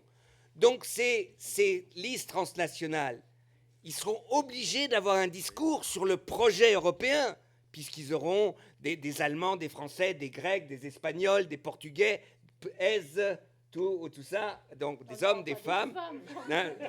Des femmes, J'ai enfin. bien comment il s'est rattrapé. Ouais, Ok, donc on sera obligé, dans 2 ans et demi, d'avoir un véritable débat sur l'Europe, le projet européen, et les candidats, les têtes de liste, ils disent ce sera mon projet pour la Commission. C'est ce qui serait extraordinaire. Et pour cela, on peut l'avoir. On n'est pas obligé d'attendre les calendes grecques. Si la France et l'Allemagne font au prochain Conseil européen, la proposition d'introduire dans la loi électorale, il faut l'introduire dans justement ces listes trans-européennes, eh bien, vous avez aux prochaines élections européennes le premier grand débat européen sur l'avenir de l'Europe. Ça serait quand même quelque chose d'extraordinaire. On peut le faire. Il n'y a aucun problème. Et jusqu'à présent, dans les 20 ans de mon débat, c'était toujours « Ouais, mais c'est difficile, on va rajouter des députés, ça coûte déjà cher. » No problème, on vient de gagner 73 places. Ouais. Non, juste pour... Non, mais court, parce qu'il va falloir qu'on soit démocratique et donner la parole à la salle. Non, Je sais que c'est douloureux. Mon point, c'était juste de préciser, d'une part, que mon idée n'était pas d'avoir un débat franco-français sur le sujet, mais d'avoir, d'ici un an, un débat sur les éléments de feuille de route qu'on a pu déjà arrêter. Je pense que l'état de l'art doit être débattu dans les campagnes. On ne peut pas faire comme si ça n'existait pas, et ça met aussi en tension, justement, le Conseil, la Commission, pour avancer sur une feuille de route. Il faudrait un ministre des Affaires européennes, par exemple. Donc, il faudrait avancer dans ce sens. Ensuite, l'idée d'un référendum pour ce projet, c'est surtout pas d'avoir 27 référendums. Et ça va dans le sens de ce que tu dis. Je pense que au fond, l'élément qu'il faut quand même rappeler dans ce qu'on discute sur le Brexit, c'est que ça n'était pas un référendum européen. C'était un référendum décidé par un gouvernement britannique durant sa campagne sur le sujet de l'adhésion à l'Europe. Mais nous n'avons jamais eu le courage d'organiser un vrai référendum européen au sens propre du terme, avec un vrai débat européen. Donc là, en espèce, dans les 27 pays. Mais ce prochain projet, il faut lui donner cette force. Emmanuel, tu achètes les J'achète. transnationales? Et tu Très sais bien. quoi, Dany, On a déjà je suis un rapporteur. cheval de Troie au Je crois que gouvernement je français. crois que je suis On avance. Je suis On avance. rapporteur, on a fait... Dany, Bon, on va passer aux questions avec la salle. Donc, vous levez le bras. Voilà, là, il y a un jeune homme, une jeune femme là-bas, un jeune homme là-bas. Vous vous présentez rapidement. Et puis, la question, vous ne faites pas des statements, comme on dit à Bruxelles, des longues déclarations. Voilà, question. Et vous dites à qui vous posez la question, aux 3 ou à un d'entre eux, s'il vous plaît. Bonjour, je m'appelle Maxime, je suis en 2e année à Sciences Po. Bon, alors, arrêtons-nous 2 minutes sur la situation là. On est rue de l'Université, dans une belle rue de Paris, au sous-sol d'un bâtiment de Sciences Po, entre Européens assez convaincus et avec 4 bons orateurs européens eux aussi. Et donc, ma question est simple, est-ce que vous ne croyez pas quand même que le fait d'inviter personne qui représente le camp du Leave au Royaume-Uni, le fait de discuter entre nous de l'avenir de l'Europe, alors que les Britanniques viennent de voter contre, de dire comme Daniel Cohn-Bendit, même si j'ai beaucoup de respect pour vous, oui, bon, alors on va les faire suer un maximum pour que surtout ensuite personne d'autre ne s'en aille, c'est pas finalement révélateur de ce qui ne marche pas en Europe. C'est pas pour ça que les gens votent contre c'est pas pour ça que l'Europe se délite peu à peu. Est-ce que vous ne portez pas, vous, personnellement, une part de responsabilité dans ce qui se passe? Voilà, merci. Non, juste un truc. Le jour où les souverainistes et les nationalistes accepteront de faire un bilan simplement objectif de ce qui a foiré au niveau national, ok, que ce soit sur la sécurité, que ce soit sur le social, que ce soit sur l'emploi, etc., et qui seront dans une démarche un tant soit peu autocritique, moi je veux bien aller discuter avec eux. Quand j'étais présidente du mouvement européen, j'ai toujours dit, je veux bien aller chez Attac, je veux bien aller chez n'importe qui, enfin peut-être pas le Front National, mais disons sur les gens qui critiquaient le projet européen. Ils n'invitent jamais un pro-européen. Jamais. Ok ? Donc ce que vous dites aujourd'hui, je le retiens. On a d'ailleurs été assez critiques, je crois tous. Mais dites-vous bien un truc, ne vous laissez pas intoxiquer par la pensée dominante. Vous avez aussi des gens qui racontent n'importe quoi. On a tout à fait le droit ici de se faire un hug européen. Moi je voudrais quand même dire, il y a un temps à tout. Et moi, je suis vraiment le dernier qui n'ait pas discuté avec tout le monde. Hein, vraiment, j'ai évité personne. Mais il y a un moment quand même que j'ai envie... ça, c'est des débats d'affrontement. qui m'ont jamais fait apprendre quoi que ce soit. J'ai envie d'avoir un moment de réflexion pour savoir quel est l'espace de politique qui puisse nous faire avancer. Et quand même, tu te rends compte disons qu'on invite Farage ici. Alors Farage est là. Pardon. Tout à l'heure. Il est là, et il est là un jour après ce qui vient de se passer, non pas le Brexit. Toute la campagne du Brexit, une grande partie, c'est on va transférer 434 millions d'euros par semaine de notre argent à l'Europe vers le service de santé nationale chaque semaine. Ils avaient des bus, ils avaient des tracts. 1 heure après le Brexit, 1 heure, Farage, à côté de moi, dit « Poisson d'avril ». Mais évidemment qu'on ne le fera pas. Évidemment que ce n'est pas possible. Eh bien, dans ce moment-là, je n'ai pas envie de discuter avec lui. C'est simple, ça ne me... Je lui montrais à la gorge, je lui dis, c'est pour ça, tu as menti à tu peuple, tu fous tout sur la merde, et maintenant tu dis, mais c'était pour jouer. Ben, va jouer au boule avec qui tu veux, mais on n'a pas besoin, maintenant, 1 semaine après, de discuter avec lui. Non, par rapport à ce que vous avez dit, 2 choses. La première, c'est que ce débat avec les livres, il faut l'avoir avant, pas maintenant. Là, honnêtement, ils ont fait leur choix. Souvent, il faut le respecter. On ne va pas réavoir un débat pour avoir un témoignage. Donc, il l'a eu. Je crois que chacun d'entre nous, on a été débattre au Royaume-Uni, enfin, en Grande-Bretagne, à la télévision, ou dans des salles, ou avec les uns les autres. On a fait tous le boulot, hein, pour essayer de convaincre et pour parler avec des gens qui n'étaient pas d'accord. Et avec le respect qui se doit. Donc, le temps du débat, il a eu lieu. Maintenant, la vraie question sur l'entre-soi que vous posez, elle est aujourd'hui, en effet, d'aller porter cette parole sur d'autres terres que la rue de l'Université ou la rue Saint-Guillaume. Ça, je suis d'accord. Mais ce n'est pas la même chose. Parce que le combat qu'on a à livrer sur le projet européen, c'est en effet qu'on ne reste pas entre pro-européens convaincus, mais qu'on aille dans les territoires de France, d'Allemagne, des Pays-Bas les plus reculés, qui doutent de l'Europe, qui ne voient l'Europe que comme la source de leurs problèmes, etc. Mais aussi parce qu'il y a parfois des béats de l'aventure européenne.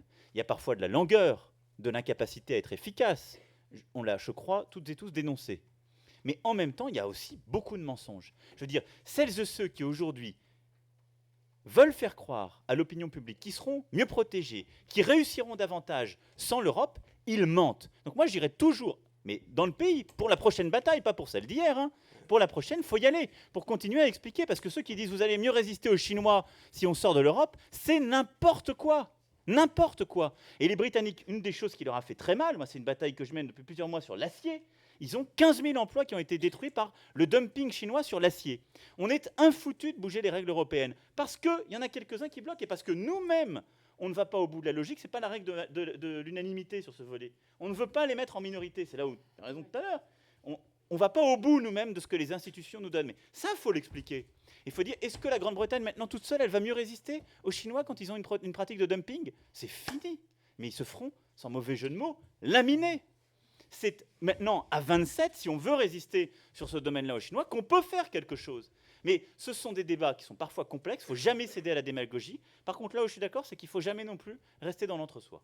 Et là, je voudrais juste apporter une précision. En tant qu'observateur, ça fait quand même maintenant plus de 25 ans que j'observe les affaires européennes. Pas aussi longtemps que Dany. Mais bon, quand même, ça commence à compter. J'aimerais savoir quand est-ce que vous avez rencontré des chefs de parti, des responsables de parti, tous pro-européens. Moi, personnellement, quand j'écoute le débat français, je ne parle même pas des extrémistes du Front National, des fascistes, de la gauche radicale, etc. Je ne parle pas de cela. Je parle des partis de gouvernement. Il n'y en a plus un qui défend l'idée européenne. Je suis désolé. Le mal, aujourd'hui, qu'on a en Europe, c'est que vous avez des gens qui vous disent « je suis européen » et qui ensuite passent leur temps à dire que tout ce qui va mal, c'est la faute de l'Europe. Moi, personnellement, je n'entends pas de discours béat. Je ne l'entends pas. Les seuls discours béat que vous pouvez entendre, à la limite, c'est celui de Dany et le mien. Voilà, les deux grands béats. Voilà. Mais pour les autres... oui, Sylvie, mais elle est trop critique parfois. Bon, elle fatigue. Mais vous voyez ce que je veux dire? Il faut arrêter avec ça. La pensée unique aujourd'hui, c'est pas celle qui est ici. La pensée unique, elle est celle de Florian Philippot. C'est ça la réalité. Et tout le débat politique français aujourd'hui, il est autour de Florian Philippot et de Marine Le Pen. C'est ça la réalité. Donc moi, la culpabilisation, parce qu'on est 4 Européens à une table en disant « ouais, vous êtes entre vous, etc. » Bah oui, eh ben on se fait plaisir, cher monsieur. On se fait plaisir. suffit bien. Madame, là, il y avait une jeune femme là-bas qui avait levé le bras, là, à gauche, là. Elle lève désespérément. Bon, allez, perdons pas de temps. La plus proche. C'est une journaliste allemande. Ah, c'est une journaliste. Je sais pas qu'il y Ouais, avait. mais pourquoi pas, madame, hein. Ça Ah, fait d'accord. rien. Mais on vous aime Nous quand sommes même. contre la discrimination. Voilà. Allez, on va prendre les deux, allez. Bonjour, donc, je m'appelle Ariane Fork, je suis étudiante en double master à Sciences Po et à la London School of Economics en affaires européennes. Ça va être difficile les voyages. Oh là là là. Je vous promets que non, ça va être très Les simple. visas. Non, je vous promets que non. Je suis rentrée, donc c'est bon, j'ai plus besoin de visa. Donc l'année prochaine, avec la personne qui est à côté de moi, on va faire un tour de France dont on a déjà parlé à Monsieur Dehousse pour parler d'Europe avec les citoyens, qui s'appelle Des Europes et des Hommes. Et donc notre objectif, c'est d'aller rassembler les idées des citoyens pour l'Europe de demain. Mais c'est vrai qu'on s'attend à une difficulté, qui est que les gens vont peut-être se dire « Moi, j'ai des sentiments plutôt pro-européens, je ne suis pas spontanément anti-européen, mais j'ai du mal, effectivement, à me reconnaître dans la classe politique. Je ne vois pas vraiment qui porte le projet européen. » Donc là, je rebondis sur la remarque de M. Quatremer. Est-ce que, s'il vous plaît, vu que vous venez de 3 partis différents, vous pourriez communiquer à vos partis respectifs et aux leaders de vos partis respectifs pour qu'ils soient soit totalement pro-européens, soit anti-européens, soit ils amènent des solutions, mais qu'ils arrêtent du coup de rester entre les différentes options selon les élections. Merci. Bravo. Bonne question. Emmanuel Macron. Moi, je suis sur ce sujet extrêmement à l'aise, étant responsable d'un mouvement politique né le 6 avril dernier, qui, dans ses valeurs fondatrices, a mis l'Europe de manière claire. Parce que vous avez raison, moi je pense que beaucoup des sujets aujourd'hui qui fondent notre pays, le rapport au travail, à l'innovation, le rapport aux défis climatiques, le rapport justement à la transformation numérique, à ce qu'on appelle l'identité, la société ouverte ou fermée, le rapport à l'Europe, ils clivent les partis existants. Et donc les partis existants s'épuisent à construire des compromis sur ces sujets pour ensuite proposer un jus tiède à leurs électeurs. C'est pour ça qu'on n'avance pas. Donc, Ici, c'est pas tiède. moi, ce que je crois profondément, c'est à une offre progressiste. Et une offre progressiste, à mes yeux, elle est européenne, pas béate, mais elle définit les termes d'une souveraineté européenne repensée, beaucoup plus démocratique, ambitieuse. Et Je peux rebondir Voilà. sur Béat. non, mais je suis pas. Mais moi, j'ai envie. Non, mais attendez. Ouais, C'est clair, mais non, mais moi, européen. non, mais moi, je suis béate. Non, mais attendez. Étymologiquement, ça vient de Beatus, ça veut dire heureux. C'est exact. Non, mais j'en ai un peu marre. Attendez, quand Madame Le Pen raconte ses âneries, Ouais. hein, qu'elle d'ailleurs déglutit dans la plénière du Parlement européen avec une haine incroyable, mais personne ne va lui dire mais vous êtes une nationaliste béate. Personne ne reproche aux autres. Donc moi, j'assume. D'ailleurs, Béate, c'est le prénom de ma correspondante allemande à qui je dois de savoir parler allemand. Moi, je veux vous répondre un peu comme Emmanuel, mais autrement. Moi, j'ai participé à l'émergence d'une force politique qui s'appelait Europe Écologie. Malheureusement, les Verts l'ont détruite, donc j'en fais plus partie. Alors voilà, donc je peux parler qu'en mon nom. Bien. Voilà. C'est ce moment où les Verts ont compté. La dame, Ouais. on prend la dame. On va prendre donc, c'est journaliste. Bah, merci. Et merci pour m'appeler jeune femme. Quel dragueur, ce Karin Finkensele, je suis journaliste allemande basée ici à Paris. C'est une question voilà, à vous 4. Et j'aimerais bien, qui veut la prendre, donc je vous laisse la décision. J'aimerais bien savoir si ce sera là le moment de rouvrir le débat sur le pacte de stabilité, qui est vraiment très, très, très critiqué par beaucoup du monde en Europe. Jeune homme. Mais je veux bien après, non. Non, mais là-dessus, en effet, c'est pas le genre de la maison de se dérober. Je pense que la France n'est pas le pays qui est le mieux placé pour rouvrir ce sujet. Non, mais, parce qu'il y a toujours un aléa moral, les gens vont dire ils essaient de régler leurs problèmes à l'occasion d'un grand débat. Ma conviction personnelle, je vous parle là à titre personnel, mais parce que c'est un sujet très important.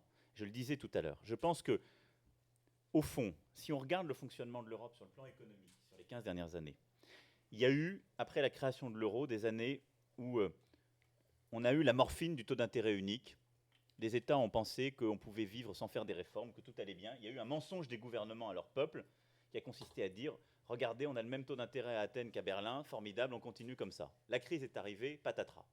Et on a révélé les difficultés de ces pays qui étaient devenus moins compétitifs et plus endettés qu'au début de l'euro. Donc l'Europe les avait fait diverger. Et en même temps, il y a eu une réponse qui a voulu traiter le réel et le problème d'aléa moral. Et du coup, notre réponse depuis la crise, c'est une réponse qui ne passe que par des règles et que par une réponse qui a consisté à dire à ces mêmes pays, bah maintenant, avec une croissance faible, avec une politique monétaire contrainte, vous allez faire de la consolidation budgétaire et une politique de compétitivité. C'est-à-dire tout ce que vous n'avez jamais fait avant, vous allez nous le faire maintenant très vite. C'était un mauvais choix collectif, parce qu'on est arrivé à un sous-optimum, entre guillemets, puisqu'on a fait effondrer la demande intérieure de l'Europe. On est sorti beaucoup plus lentement que les autres États membres, que les autres pays et les autres zones géographiques. Et là où aux États-Unis, au fond, depuis 2010-2011, vous n'entendez plus parler de la crise, on parle encore de sortie de crise en Europe. Parce qu'on est, en quelque sorte, dans une insuffisance. On n'a répondu que par la responsabilité, sans aucune politique de solidarité. Or, en Europe aujourd'hui, il y a un manque d'investissement public et privé. Il y a un mix politique qui n'est pas favorable à la croissance. Les seuls qui ont fait leur boulot, c'est la BCE. Ils ont fait une vraie politique pro-croissance. Maintenant, ils attendent les gouvernements. Et donc, nous, Français, on doit continuer à tenir, parce qu'il ne s'agit pas de faire une politique de relance tout seul. C'est l'erreur qu'on a faite à chaque fois par le passé. Et il faut tenir, mais face à nos opinions publiques, parfois aux équilibres politiques, ce serait tentant. Ce qu'il faut, c'est une vraie politique de relance européenne. On en a besoin en même temps que de réformes au niveau national. Et donc, il faut réussir à décoincer cet élément-là avec une vraie relance par de l'additionnalité d'investissement au niveau de l'Europe et pas simplement le plan Juncker, qui est la transformation des petits pains, qui est je récupère 22 milliards sur les budgets existants et je les leverage par la BEI et le privé. Avoir du vrai investissement en plus. Et il faut, en effet, si on ne sait pas faire ça, penser les flexibilités qu'on donne au niveau national.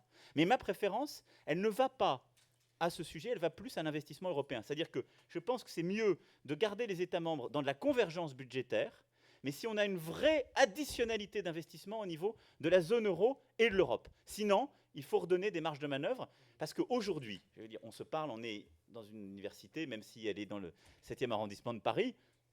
Je veux dire, aujourd'hui, on a une génération qui n'a connu que l'Europe en crise, et on a une génération, elle n'est pas tellement dans ces arrondissements, mais elle est un peu en France, mais elle est en Espagne, en Italie, au Portugal, je ne parle même pas de la Grèce, où on a 50% des jeunes qui sont au chômage. C'est ça la réalité des chiffres. Donc on est en train de construire la génération des eurosceptiques si cette Europe montre qu'elle n'est pas capable de construire un vrai compromis politique, économique pour la croissance. Moi, je voudrais juste... en fait, c'est simple. Il y a la France, l'Allemagne et d'autres pays doivent arriver à un compromis qui est le suivant. L'Allemagne doit accepter une forme de communautarisation des dettes. L'Allemagne doit accepter les eurobonds et donc mettre la main au porte-monnaie. C'est évident pour la relance européenne, c'est-à-dire de mettre dans le pot européen en fonction aussi de sa capacité économique. L'Allemagne ne fera cela si, en même temps, et c'est ça qui est important, que ce n'est pas la relance nationale, la France et les autres pays acceptent la responsabilité financière. C'est-à-dire, le pacte à trouver, c'est que les deux dépassent leur position actuelle à un compromis à un autre niveau. C'est ça le grand débat aujourd'hui qu'on a besoin pour la relance, disons, à long terme. C'est vrai qu'il faut une réindustrialisation décarbonisée en Europe, que c'est un grand investissement qu'aucun État ne fera tout seul, et une relocalisation de certaines industries et d'un travail en effet. Nous, les Verts, à l'époque, quand on était intelligents, on appelait ça Green New Deal, c'est-à-dire un New Deal qui est écologiquement responsable et qui a des retombées immédiates partout si on le fait bien. Mais pour cela, il faut que l'investissement et la responsabilité économique ne soient pas dissociés. Sinon, ça ne fonctionnera pas. Et surtout qu'il faut gagner les opinions publiques. Il faut gagner l'opinion publique allemande. Sinon, on n'y arrivera pas. Là-dessus, je suis plus mal. Juste une note de bas de page. Il n'y a de coopération possible en Europe, et là moi je suis archi-germanique, que dans le respect des règles. Et d'ailleurs, vous avez remarqué comment notre débat a commencé. Notre débat a commencé par des Français qui disent « Ah mais les Britanniques, hein, il va falloir quand même qu'ils respectent le traité ». Eh bien pour être crédible, quand on demande aux Britanniques de respecter le traité, il vaut mieux le respecter soi-même. Oui, mais les règles, c'est aussi quelque chose qu'il faut faire avancer. Oui. Si à l'allemande, on reste derrière des règles, ou à la française, on en fait une ligne Maginot, à partir d'un moment, on s'aperçoit, mais on a des règles, Non, mais le monde, il est autre part. Avec Dany, c'est un de nos jeux favoris. Il fait le français, je fais l'allemand. Donc je continue. Mais il y a quand même un truc assez... Non, mais il y a une vérité qui est très importante, on ne le dit pas assez. Pourquoi c'est important de défendre l'ordre de droit? Pourquoi d'ailleurs, moi, j'étais absolument contraire à ce qui a été fait en février pour le cas où le Royaume-Uni restait. C'est que si vous voulez remplacer des rapports de force, et là je reviens à ce qu'a dit Dany sur l'histoire. L'histoire de l'Europe, c'est quoi? C'est des rapports de force, c'est des grandes puissances qui prennent des petits sous leur aile pour aller écrabouiller une autre grande puissance qui a d'autres petits, etc. L'histoire de l'Europe, c'est ça. Si vous voulez en sortir, il faut que là où il y a du rapport de force, vous mettez du rapport de droit. Et c'est pour ça qu'il n'y a que deux solutions. Soit la règle est bonne, on la respecte, etc. Soit on la change. Le problème, dans la série des post-it sur le frigo à l'Élysée, le problème de la position française, c'est qu'à la fois on se plaint des règles telles qu'elles existent et on refuse totalement de les changer. Mais on a un double problème culturel entre la France et l'Allemagne sur ce sujet. La France est habituée à beaucoup de règles qu'elle ne respecte pas. Les Français ont toujours vécu comme ça, on fait beaucoup de lois, mais on ne respecte pas les règles. Les Allemands ont peu de règles, peu mobiles, et ils les respectent parfaitement. Donc, c'est ça qu'il faut réussir, vous voyez, et après, je dis souvent, on a un problème de type, à mes yeux, religieux en Europe aujourd'hui, c'est-à-dire comment traiter les erreurs du passé. On a une approche luthéro-calviniste qui dit certains États ont fauté, il ne faut pas simplement corriger le fait. Ils paieront jusqu'à la fin, il faut qu'ils reviennent, et donc jusqu'à la fin de leur jour. Nous, on est plutôt côté catholique, et donc on dit ils ont été à confesse, ça a été très dur, on repart comme si de rien n'était. Et donc, il faut dépasser nos tabous réciproques. Et je pense qu'on doit faire, c'est pas à nous de le faire, nous on doit montrer qu'on est sur le chemin de la responsabilité. Mais il n'a de sens et il n'est viable, en particulier politiquement, que si on l'articule avec une vraie politique de solidarité, dont la forme ne doit pas être en tout cas une initiative française pour bouger les traités. Ça peut être une initiative allemande ou de la Commission, mais c'est en tout cas une solution commune pour trouver un mix qui est plus intelligent. Aujourd'hui, on est tellement mal à l'aise avec ces affaires de traités, de pacte de stabilité et autres, que ça nous empêche de traiter la question grecque, qui est un drame absolu. Parce qu'il faut annuler la dette grecque, il n'y a pas d'autre choix. Même si les Grecs ne font pas leurs réformes complètement, si ça continue à ne pas fonctionner, en tous les cas, on ne peut pas les laisser comme ça. Nous, comme on est tellement mal à l'aise, puisqu'on a le fond de la culotte sale, on ne peut pas grimper en haut de l'arbre en disant aux Allemands, il faut annuler la dette grecque. Parce que les Allemands, ils disent, mais attendez, s'ils nous demandent ça pour les Grecs, il y a un jour, ils vont nous demander pour leur propre dette. Donc tant que nous, on n'a pas mis de l'ordre dans nos règles, on n'y arrive pas. Il y a une solution à ça. Alors moi, je vais faire l'allemand maintenant. Mais non, il y a une solution à ça qu'on peut expliquer quand même en Allemagne. Madame Merkel a été élue la dernière fois sur un programme qui était le refus total du salaire minimum. C'était son programme, le programme de la CDU, et les sociodémocrates, les Verts et tout le monde défendaient le salaire minimum. Madame Merkel loupe la majorité absolue. Donc, elle fait quelque chose qu'on reproche à Hollande, elle fait le contraire de ce qu'elle a dit pendant les élections, parce qu'elle est obligée de faire un compromis. Elle fait un accord de gouvernement. Dans cet accord de gouvernement, il y a beaucoup de choses que les sociodémocrates ont dû avaler qui n'étaient pas dans leur programme. Et elle a dû avaler le salaire minimum. Et d'ailleurs, elle est très contente parce qu'elle n'arrivait pas à le faire passer dans son parti. Mais comme ça, avec ce compromis, il est passé. Et tout le monde trouve ça dans le fonctionnement normal. C'est ça des compromis. Donc, il faut faire ça au niveau européen. Les Allemands, Madame Merkel dit « la dette, je ne veux pas la payer, c'est mon programme ». Il faut lui dire maintenant, et on peut le dire, Hollande peut lui dire, Renzi peut lui dire, Rajoy, ou je ne sais pas demain, peut lui dire « écoute, l'Europe est tellement en crise qu'il faut un moment aussi où on montre qu'on est capable de surmonter même nos positions ». Donc franchement, comme l'a dit d'ailleurs le FMI, l'histoire de la dette grecque, c'est pas un grand problème. Ça va, Schäuble, on t'a Il y a compris. 80 ans déjà. On t'a compris, Schäuble, il faut qu'il fasse leur réforme. T'as dit ça pendant 4 ans, 5 ans, ça va bien. Et c'est symboliquement, ça serait un ouf dans toute l'Europe, ça ouvrirait un espace. On peut lui faire comprendre cela.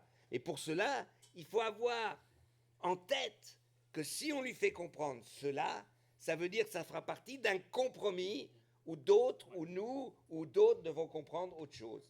C'est ça la politique.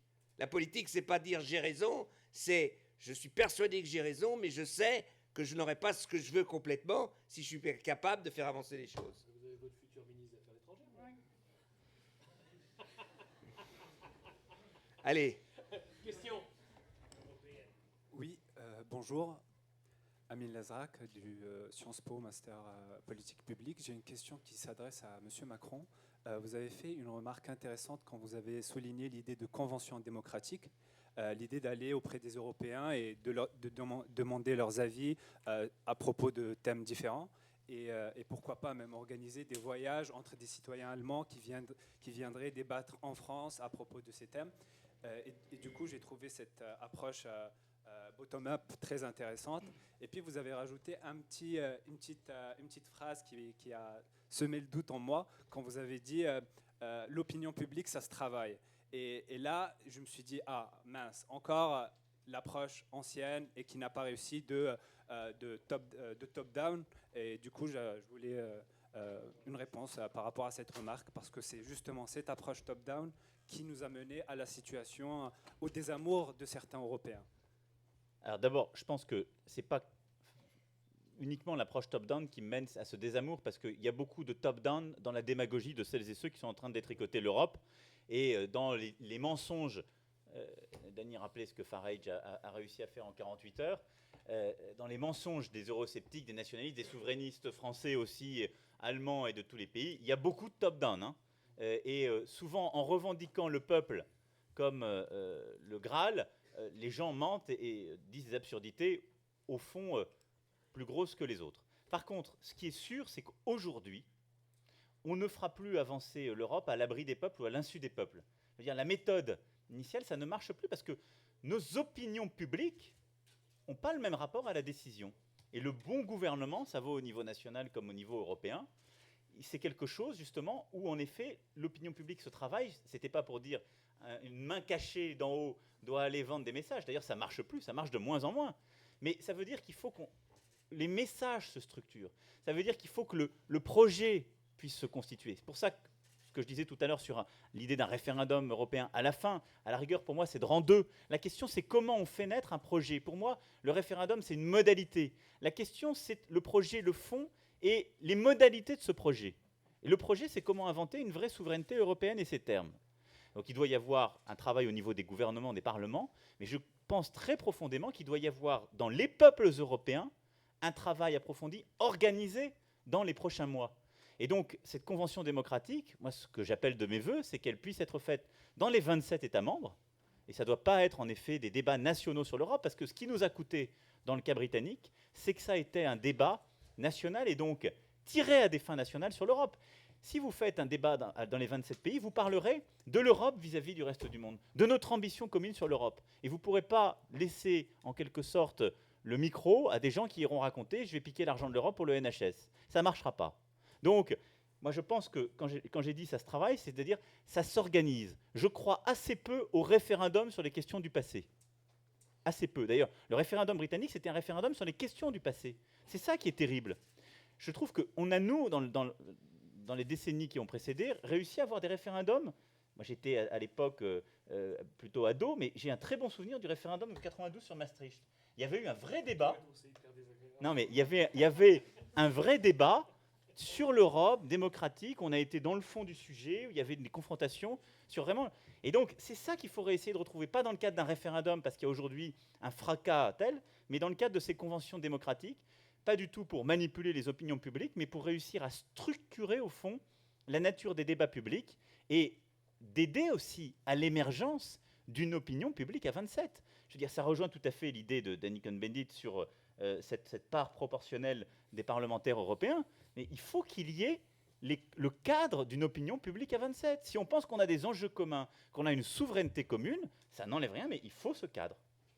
Juste pour répondre à cette question, parce que la question de l'interaction entre ceux qui gouvernent et les populations n'est pas seulement posée pour l'Europe. Donc, ce besoin, d'abord, à mon avis, on pourrait l'avoir en France sur d'autres sujets. Je pense qu'il faut arrêter de dire l'Europe est un sujet à part, et l'Europe, on lui met toujours la barre plus haut. C'est-à-dire que les commissaires, ils passent des auditions au Parlement comme on n'en a jamais eu pour aucun gouvernement. Pour le TTIP, on dit « Ah, mais la transparence n'existe pas ». Mais à Londres, récemment, dans un débat, je me suis amusée, parce que vous savez que le FCO, le Foreign Office, a des papiers confidential, secret, il les mange à la fin des réunions. J'ai été diplomate. Et je leur ai dit « Mais quand c'est le FCO qui négocie, ça ne vous gêne pas que ce ne soit pas transparent ?» Donc, OK pour changer la méthode si on la change pour tous les niveaux de gouvernement. D'abord, c'est la première chose à se mettre dans la tête.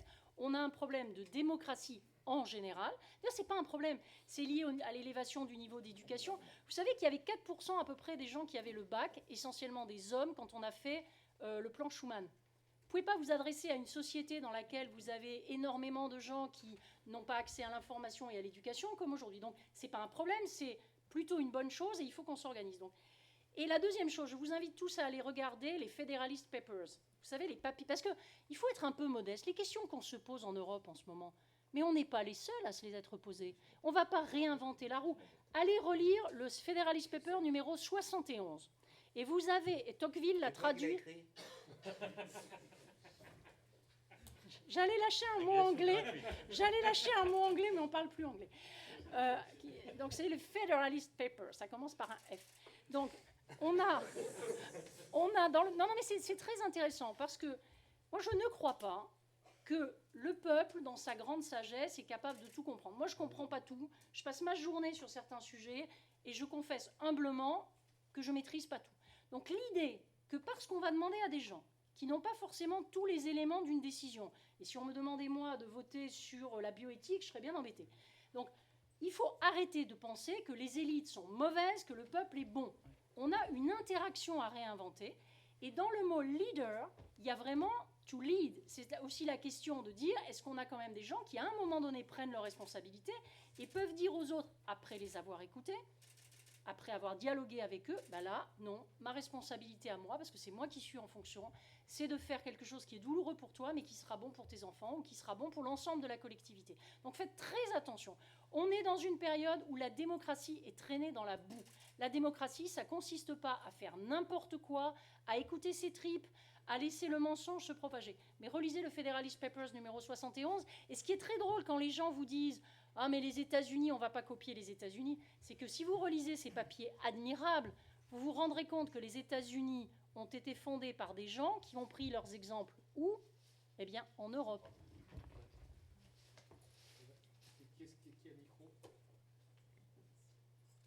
Oui, bonjour, je m'appelle Kevin Bangrat.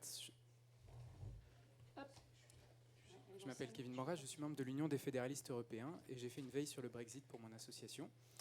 Alors, le Brexit, la campagne sur le Brexit m'a marqué parce qu'il y a eu notamment un argument de Michael Gove, qui est membre du gouvernement de David Cameron et qui est favorable au Brexit.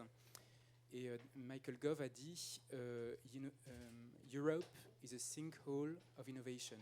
C'est-à-dire en fait que l'Europe empêche l'innovation de se développer. Et on le voit bien quand on constate qu'il y a beaucoup de sociétés américaines comme Google, Apple, Facebook, Amazon, Uber, qu'on ne retrouve pas en Europe. Et donc c'est un vrai problème pour la croissance et pour l'emploi. Et je pense que l'argument de Michael Gove, c'est le meilleur argument de la campagne pour le Brexit. Donc j'aimerais vous poser une question technique. Est-ce qu'il n'est pas temps de mettre en application les objectifs qu'on s'est fixés dans le traité de Lisbonne, dans le traité de Lisbonne, dans la stratégie de Lisbonne, dans la stratégie Europe 2020, qui fixe un objectif d'investir, je crois, 3% du PIB dans la recherche et l'innovation. N'est-il pas temps aussi d'écouter les technocrates qui disent ça ?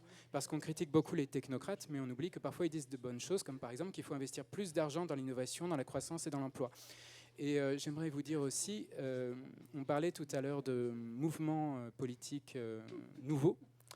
Moi, j'ai adhéré à En Marche, parce que je trouve qu'à l'heure actuelle, c'est ce qu'il y a de mieux. Voilà. Mais je pense qu'il y a d'autres offres politiques qui sont intéressantes en ce moment, notamment l'offre du Parti fédéraliste européen. Et l'avantage du Parti fédéraliste européen, c'est qu'il a cette logique fédérale, justement, avec un parti fédéraliste, un parti fédéraliste pour toute l'Europe et des antennes locales. Et moi, je me demande finalement si le Parti fédéraliste européen, il n'a pas le défaut d'être un squelette sans la chair. Et je veux dire par là, il a ce squelette fédéral, cette structure fédérale qui correspond finalement à ce que devraient avoir les partis politiques d'aujourd'hui, mais il n'a pas la chair, il n'a pas les militants. Et vous, Emmanuel Macron, vous avez la chair, vous avez les militants, mais vous n'avez pas le squelette. Vous n'avez pas ce squelette fédéral. Et finalement, aujourd'hui, si on veut parler d'Europe, est-ce qu'on peut le faire sans avoir une logique fédérale de partis? Voilà. Est-ce que vous ne devriez pas, d'une certaine manière, envisager des alliances ou des rapprochements avec le Parti fédéraliste européen ou quelque chose qui s'en rapproche? Sur la partie politique, je vais vous laisser répondre. Sur ce que vient de dire le gouvernement, enfin le ministre anglais, là, dont j'ai déjà oublié le nom. Michael Gove. Voilà. Là-dessus, ça fait 25 ans que je suis en poste à Bruxelles, cher monsieur. 25 ans. 25 ans que je vois les Britanniques massacrer de l'intérieur toute tentative européenne d'alliance entre les grandes sociétés, de constitution effectivement d'équivalent de ce qui s'est fait aux États-Unis, refusant tout protectionnisme quel qu'il soit. Je les ai vus en train d'essayer de tuer de l'intérieur le satellite, le GPS, le Galileo. C'est eux qui ont voulu le tuer. Quand on a voulu effectivement protéger, faire une sorte de grande muraille numérique comme ils l'ont fait en Chine pour qu'il y ait des Amazon, Google, etc. européens. Qui s'y est opposé? Qui était le porte-avions américain en Europe? C'était eux. Et ce type ose dire ça et vous trouvez qu'il a raison? Mais ce type... Attends, il y a un truc plus drôle. Mais ces types ont été des assassins de l'innovation en Europe. Non, mais pas. Mais il est lucide, passe. Il a le sang sur les mains. Oui, mais ce type devrait se faire harakiri plutôt. Non, mais d'abord, sur ce sujet-là, je vais vous dire que vous trouvez que c'est un argument pertinent. Ça a été un des arguments les moins efficaces de la campagne. Je me souviens parce que Hill, qui vient de démissionner, qui était un des libéraux qui avait fait campagne contre l'entrée dans l'euro, qui était très proche de Gove, etc., avait dit que c'était leur stratégie, c'est-à-dire d'essayer de convaincre les Britanniques que l'Europe, c'était un coup d'opportunité, au fond, que l'Europe, c'était ce qui a empêché la Grande-Bretagne de réussir dans le vaste monde, et de dire que... Et ils ont en effet eu tout ce début de campagne, qui était assez propre, assez CSP+, pour retourner... Ça a complètement loupé. Et après, le vrai sujet, et d'où l'embarras d'ailleurs des Gove et compagnie, qui est plutôt un type propre sur lui, c'est que c'est l'argument Farage qui a gagné. C'est-à-dire les arguments les plus populistes. Il faut bien voir que le non-britannique et la remontée dans les sondages a gagné, non pas sur les arguments que vous citez, mais sur les arguments hyper populistes. Maintenant, si on en vient au fond, c'est un élément culturel que peut dénoncer Gove et auquel on peut adhérer. Il n'a pas besoin de l'Europe. C'est une préférence pour la précaution plutôt que pour l'innovation. Ce n'est pas du tout un sujet européen. On l'a en France. Regardez la nature des débats qu'on a sur énormément de sujets. C'est un sujet culturel. Mais plus largement, et c'est là où, quelque part, il est dans son propre paradoxe. Ce n'est pas des sujets de budget européen. Les cas que vous citez sont faits, hormis l'exemple peut-être un peu à part de Tesla ou de SpaceX, les autres se sont faits à base de budget privé. Donc ce n'est pas le fric que vous mettez dans le budget communautaire. C'est un écosystème d'innovation que vous arrivez à créer. Je suis désolé, il existe dans beaucoup de capitales européennes. Cambridge, Oxford sont des beaux exemples. On l'a en France, etc. Pourquoi on n'a pas de géant comme ça? Parce qu'on n'a pas encore, aujourd'hui, le marché domestique pertinent. La grande force des leaders de l'Internet, c'est que leur marché domestique, c'est les États-Unis. Nous, on a 28 marchés. C'est l'exemple d'Hollywood. Oui, c'est les films. Et après, ça vient exactement. Ensuite, le capital, il faut dire ce qui est. Il y a une accumulation de capital là-bas. Mais après, ça crée des tas de déséquilibres. Et donc, je ne suis pas sûr. Il ne faut pas avoir une distorsion cognitive non plus et penser que c'est le nirvana. C'est-à-dire que c'est formidablement... c'est superbe ce qu'ils ont réussi. Maintenant, ça crée plein de déséquilibres. Et je pense que nous, on pense aussi les éléments de régulation. Mais il faut être très bon là-dessus. Mais pour moi, le vrai rempart à l'innovation, il est beaucoup plus culturel. Beaucoup plus. Et il est parfois dans notre préférence à penser l'ancien monde. Et donc, on innove quand on arrive justement à se projeter. C'est beaucoup plus ça qui, parfois, bride les Européens qu'un sujet de politique communautaire comme Gove a pu le citer. Mais surtout et enfin, politiquement, technologiquement, scientifiquement, quand on joue sur les peurs, quand on a le cynisme de jouer sur les peurs, alors on donne raison, en effet, à ceux qui sont contre l'innovation. Ce qui vient de se passer en Grande-Bretagne, c'est de l'anti-innovation. Ce dont on parle depuis tout à l'heure, alors on peut être d'accord, pas d'accord, mais enfin, l'Europe, elle est caractérisée par une chose. C'est l'une des plus belles innovations politiques des 40 dernières années. Et l'innovation politique, ça va avec l'innovation entrepreneuriale, technologique, scientifique, académique. C'est qu'on n'a jamais inventé dans le monde, et en particulier en Europe, un système politique fait d'équilibres qui permettent d'avancer et qui sont non hégémoniques. Jusqu'à présent, on avait eu des empires, on avait eu des hégémonies de l'un sur les autres, on n'avait jamais trouvé ça. Alors oui, c'est plus dur, oui, parfois on doute, oui, parfois il y a des démagos, mais on va y arriver. Et vous avez raison qu'il faut ensuite démultiplier, quand on pense ça, ces points d'appui politiques au niveau européen. C'est ce qu'on va entreprendre au niveau d'En Marche, pas forcément en ayant une approche uniquement fédéraliste, mais en trouvant des partenaires et en développant à Bruxelles et dans d'autres capitales cette approche. Ah bah c'est bien. Là, on termine justement par le mouvement. C'est quand même assez fantastique. Je trouve que là, on a fait la boucle. Très professionnel. Bravo, monsieur le ministre. Bah, écoutez, merci à vous. Voilà, parce que je crois qu'on est tous en train de... Moi, j'ai déjà perdu 2 kilos, Dany 5. Donc, il est temps d'arrêter. Merci à vous tous de votre attention. Et espérons que vous allez réussir à relancer l'Europe. Oui, mais il a déjà quelques messages à faire passer. Hein.